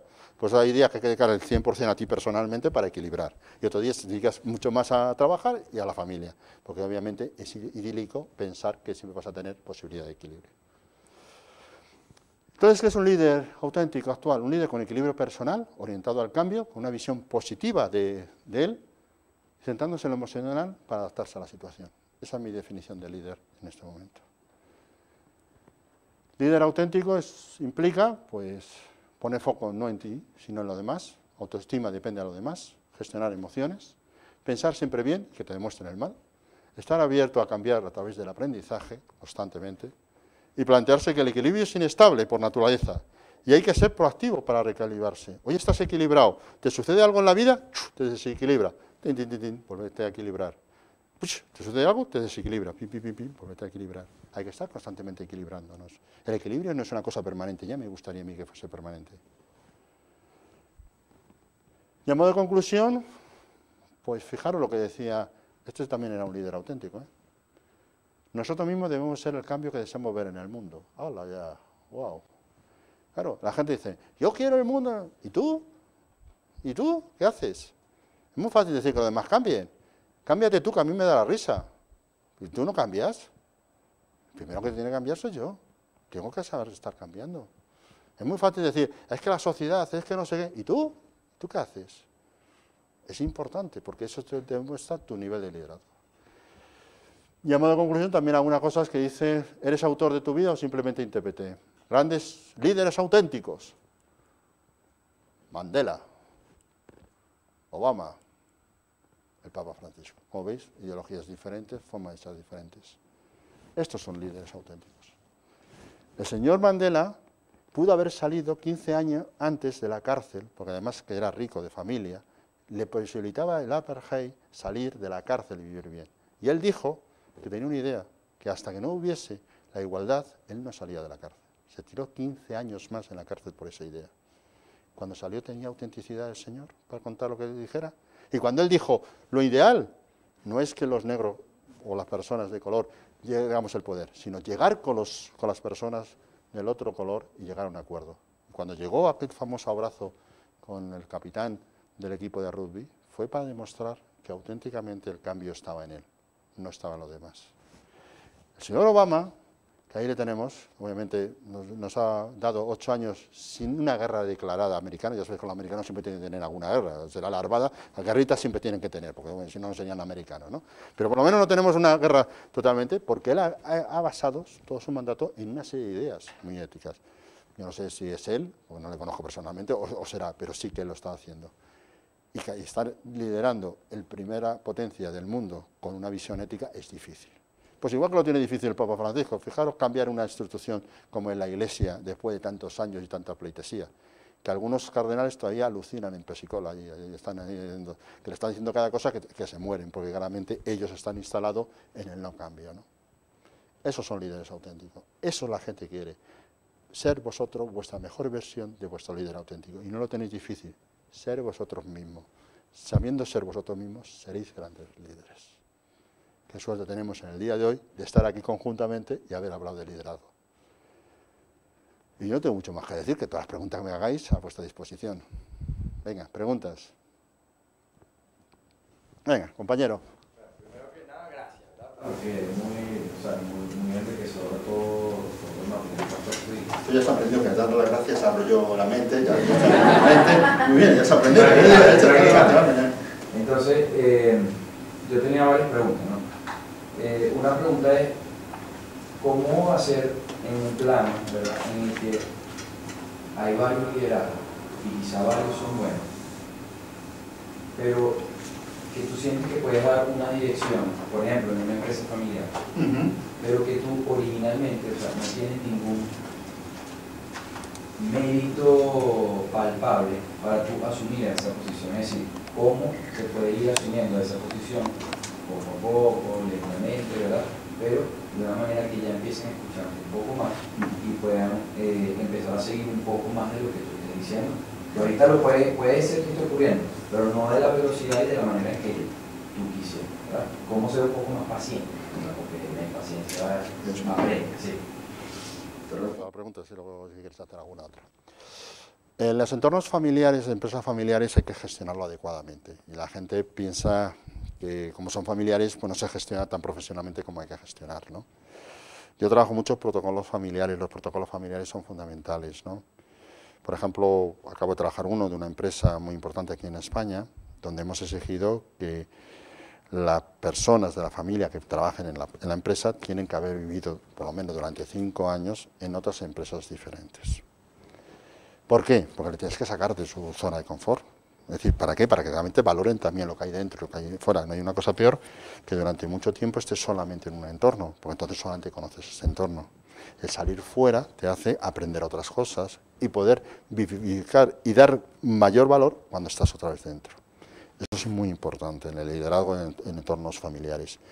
Yo aconsejo mucho que no meramente ser el hijo de alguien significa que en la empresa estés durante todo el tiempo. Es bueno un proceso de aprendizaje. Y las grandes familias, pongo aquí por ejemplo Ferrovial, Ferrovial ahora mismo es la segunda generación que ha hecho más grande que la primera generación, veremos, ya sabéis siempre el trauma de la tercera generación, pero la segunda generación, el padre le tuvo durante 6 años a su hijo, que es el actual presidente de Ferrovial, trabajando fuera de su empresa, haciendo otras decisiones. ¿Por qué? Porque luego alimentó su propia empresa. Otro de los elementos fundamentales es, en el protocolo familiar, es saber qué tipo de puestos tiene que pasar la persona, ¿no? La persona tiene que rotar en diferentes tipos de puestos en una empresa familiar. Pues es importante conocer el entorno desde, no solamente desde muy abajo, sino desde diferentes perspectivas del tema. Otro tema fundamental es que esa persona tiene que estar sometido a directivos y mentores internos que en un momento dado le mandan y él tiene que acatar. ¿Por qué? Porque tiene que adaptarse.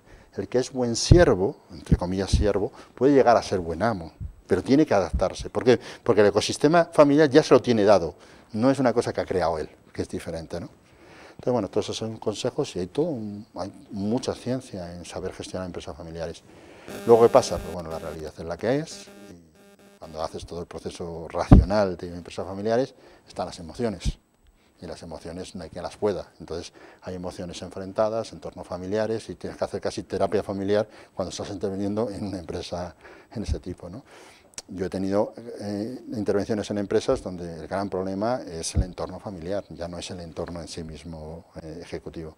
Pero ante todo yo recomiendo mucho eso, gente que salga del contexto y vuelva a entrar, en situaciones en las que haya mentores internos que tengan prestigio interno y que le ponga claramente que sean jefes. Y dice, oye, ¿cómo voy a poner jefe al hijo del dueño? No, es que el hijo del dueño tiene que tener un jefe interno durante un tiempo para evolucionar y llegar a ser el líder que quiere ser. Esos son los consejos habituales. Después hay mucho más, ¿me entiendes? Pero eso hay que trabajarlo en cada caso. ¿Te he contestado? Vale. ¿Más preguntas? Yo estoy de acuerdo con el tipo de líder. ¿Os vais a analizar que es la primera mujer que me pregunta? No, simplemente para que veáis. No. Yo lo que he hecho ha sido una observación. Los psicólogos lo que hacemos es observar la realidad y damos solamente datos. ¿Es un dato o no es un dato? ¿Por qué será? Estoy de acuerdo con el tipo de líder que te presenta aquí. Te presento. Presento yo. Pero yo creo que a todos nos ha pasado la situación de encontrar a alguien muy fanfarrón que sufre de yo mismo, yo hago, yo soy muy bueno, yo soy muy tal, yo lo hago mejor que nadie. Y mucha gente se sube a ese carro. Es verdad que un líder que tiene un periodo de caducidad, pero a veces ese tiempo que vive ese líder es largo. ¿Qué hacer? con alguien así, que hace tirarte a la sombra, esperar que caiga, es que no, es difícil porque Vamos, es difícil que... totalmente.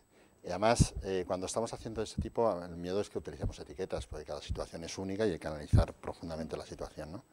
Primero, dar gracias que has tenido la oportunidad de tener un líder así, porque muchas veces se aprende más de lo que no quiere ser que de lo que quiere ser. Es decir, yo quiero tener contraejemplos, eso lo decía Leonardo da Vinci. Lo mejor en la vida es tener contraejemplos. Yo nunca voy a ser así, ¿vale? Pues ya se ha aprendido. El contraejemplo es tan importante como el ejemplo. Eso es lo primero. Lo segundo, es muy importante que ese tipo de liderazgo tenga la prueba del 7, que es la prueba externa, ¿no? Si tú solamente escuchas al líder y solamente estás con ese líder y entras en su entorno y estás con eso y no escuchas otras voces y si son críticas las acallas porque claramente solamente ves eso, tienes un gran problema que ves por sus ojos. Entonces, una de las formas que yo hago con ese tema es sacar. Por ejemplo, cómo trabajamos los psicólogos cuando coges gente inducida por una secta. Por ejemplo, ahora esta gente del Islam, el otro día tuve una discusión en la radio y me llamaron para el tema de estas chicas que son imbuidas por el Islam como elemento claramente. Porque lo único que hay que hacer es sacarles de su zona, es decir, hablar con más gente, hablar con gente diferente, sacarles de esa intuición, porque sí es lógico que ellos piensen que su único mundo, universo, cosmología, es la que el líder la ha querido meter. Es muy importante porque las sectas se hacen en sitios apartados, se vas a un sitio, estás aislado, solamente escuchas a una persona, porque es como puedes tener seguidores. Entonces, cuanto más se abra, es mucho mejor. Yo he escrito un artículo hace poco de que me he puesto un poco digamos, de hacer análisis histórico-ficción, ¿no? Pero yo digo que con la existencia de Google era muy difícil que exista el nazismo, por ejemplo. ¿Pero por qué? Porque hoy día todo el mundo estamos informados de muchas cosas, gracias a Dios, por eso lo llamo San Google, que no es santo, lo llamo San Google en el sentido de que tenemos la oportunidad de muchas informaciones. Los estados que son totalmente dictatoriales, ¿qué es lo que hacen? Prohíben Internet. ¿Por qué? Porque ahí es donde existe claramente esa información. Hoy es muy preocupante que han cerrado 4 periódicos en Turquía. A mí eso me preocupa mucho. ¿Por qué? Porque obviamente Turquía, el Estado Islam, la forma de gestionar el Islam es una cosa que nos tiene que preocupar a todo el mundo, porque gestionar el Islam es lo que nos puede facilitar o no muchas relaciones. Entonces, cuando un jefe es de ese tipo y tiene seguidores, gente fieles, gente que está puesto ahí, lo importante es que a esos fieles o seguidores les saques de sus zonas de confort, de estar totalmente guiando al líder, para que ellos puedan cuestionarse lo que es el tema. Luego cada situación son diferentes, hay que saber intervenir, ¿no? Pero es muy importante, primero, pensar que esos son contraejemplos que existen en la vida y que tenemos la oportunidad de aprender de ellos. Y segundo, claramente, ver cómo esas personas tengan otros puntos de referencia, otras visiones diferentes para poder crecer en sí mismos, ¿no? ¿Te he contestado? Animo a las demás chicas que si hagáis más preguntas, que si no se va a quedar ella sola. Si fíjate, ella sola ahí. Mira, ya tengo la segunda, venga. La mala imagen. ¿Cómo gestiona este líder auténtico que nos planteas el tema de los conflictos? ¿Real? El conflicto es necesario. ¿Tú has visto alguna vez una pareja que no tenga conflictos? Pues no hemos pareja, hay que haber conflictos. Es la sal de la vida, el conflicto. ¿Tú no has tenido con tu mejor amigo, no te has enfadado alguna vez? Es que si no, no es tu mejor amigo. Es decir, lo importante del conflicto es ver que es un elemento estacional, temporal, necesario, que hay que gestionarlo y hay que llevarlo. Y el conflicto tiene muchos elementos emocionales. Yo ahora, por ejemplo, ¿qué veo entre España y Cataluña? Cataluña utiliza el corazón, emocional, todos allí, y España el racional. La ley, la ley, la ley. No se van a poner de acuerdo nunca. Es decir, este gobierno hay que cambiarle. Yo no soy políticamente de ningún tipo, yo no soy político, pero un gobierno que está en un nivel de conflicto y no acepta la negociación o simplemente entrar en un proceso de negociación, claramente, el conflicto está para resolverse. Pero es bueno que exista conflicto. Con esa sensación de conflicto vas a resolverla. Y la resolución es buscar la solución mejor posible, plausible, la que nos deje. Si la solución sería muy buena para mí, el otro perdería. Hay que jugar un poco al gana-gana. En parejas es lo que enseñamos habitualmente. Si tú ganas un poquitín y el otro gana un poquitín, pues buena es la solución. Tú no has ganado siempre. El que quiere ganar por goleada tiene un buen problema. A lo mejor un empate a 1, fuera de casa, dentro de casa. Hay que jugar a situaciones de solución de conflictos negociadas y mediadas. Y ese es el elemento. Un líder auténtico no rehúye el conflicto, un líder auténtico encara, que es un término muy castellano que a mí me encanta, que es poner cara al conflicto, encara el conflicto e intenta solucionarla con su honestidad y su forma de ser. Y lo que yo digo, cuando no hay acuerdo en un conflicto, pues bueno, ¿qué es un consenso? Lo necesario, porque el disenso es un tiempo entre un consenso y otro consenso. Nos levantaremos cuando quiera, pero llegaremos a un acuerdo. Con esa actitud de perseverancia en llegar a un acuerdo, pues hombre, podrás llegar a un acuerdo. Pero siempre tienes unos valores. Yo hay valores que no paso. Es decir, hay cosas que yo nunca haré, pero es que lo tengo muy claro. Es decir, yo llevo 20, ¿cuánto llevo de empresario? No sé, pero a mí nunca me van a pillar en un tema de corrupción. Lo llevo muy claro. Otra cosa que me puedan, pero lo llevo muy claro. No entro. Y cuando he ido por ahí, he oído, digo, hasta luego. Duermo mucho más tranquilo. Seguro que tendré mucho menos dinero, pero no me importa. ¿Vale? Porque duermo tranquilo. Soy persona desde otro punto de vista. Entonces, es muy importante que tus valores son tus valores, pero en conflictos llegan a una solución. Y la solución es la mejor solución. Cuando la gente dice, no, es que tengo que ceder mi parte, por favor. Vamos a ver, si nos llevamos el Senado a Barcelona, si la mitad del ministerio está en Barcelona, si llegamos a un acuerdo racional, emocional, ¿qué conflicto va a haber? Ahora no. ¿Sabes lo que...?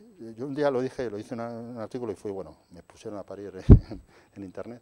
Yo dije que una manifestación en Gran Vía, con un cartel grande de muchos españoles que decimos queremos ser catalanes y un corazón grande, desarma más a más que todos los demás elementos. ¿Por qué? Porque su argumento es racional. Es que, vamos a ver, independencia, pero si más independencia que eso ya no hay. Vamos, hacemos un análisis. ¿Qué consiste? ¿En que esté una bandera catalana en un sitio? ¿Queréis poner la estelada? Pues bueno, lo ponéis como el cachirulo de los baños. Yo, ¿qué quieres que te diga? Al final los símbolos son la importancia que uno da a los símbolos. Y tenemos que saber luchar contra la importancia de los símbolos. El conflicto es necesario. No hay desarrollo social sin conflicto. Lo que no es que hay gente que no quiere solucionar el conflicto y rehúye al conflicto. Y el conflicto es básico. No puedes crecer sin conflicto. Una pareja es más fuerte cuanto más situaciones de conflictos ha pasado. Y la has sabido solucionar. Y en la solución te haces más fuerte. Y eso es el elemento. Igual que las relaciones de liderazgo, igual que las relaciones empresariales y en todos los elementos. El conflicto no se rehuye, se encara, se pone cara y se lucha. Se consigue, por lo menos, lucharlo. No digo que se gane, pero seguro que lo vamos a luchar. ¿Te he respondido? Vale. ¿Más preguntas? Cuando has perdido la confianza de un colaborador, ¿cuál sería el primer paso para empezar a ganarte? Decírselo a la cara. He perdido la confianza contigo. Vamos a ver, tú dices, he perdido la confianza y no te miro, y no te digo, no sé, pues me voy a seguir desconfiando. Yo te voy y te digo, he perdido la confianza contigo. La he perdido por esto, por conductas. Es decir, no porque eres así, porque no sé qué, no sé cuánto. He perdido por estas conductas que has hecho. Bueno, voy a cambiar esta oportunidad. Yo estoy abierto a volver a confiar. Ahora es verdad que yo te he dicho por qué he desconfiado contigo.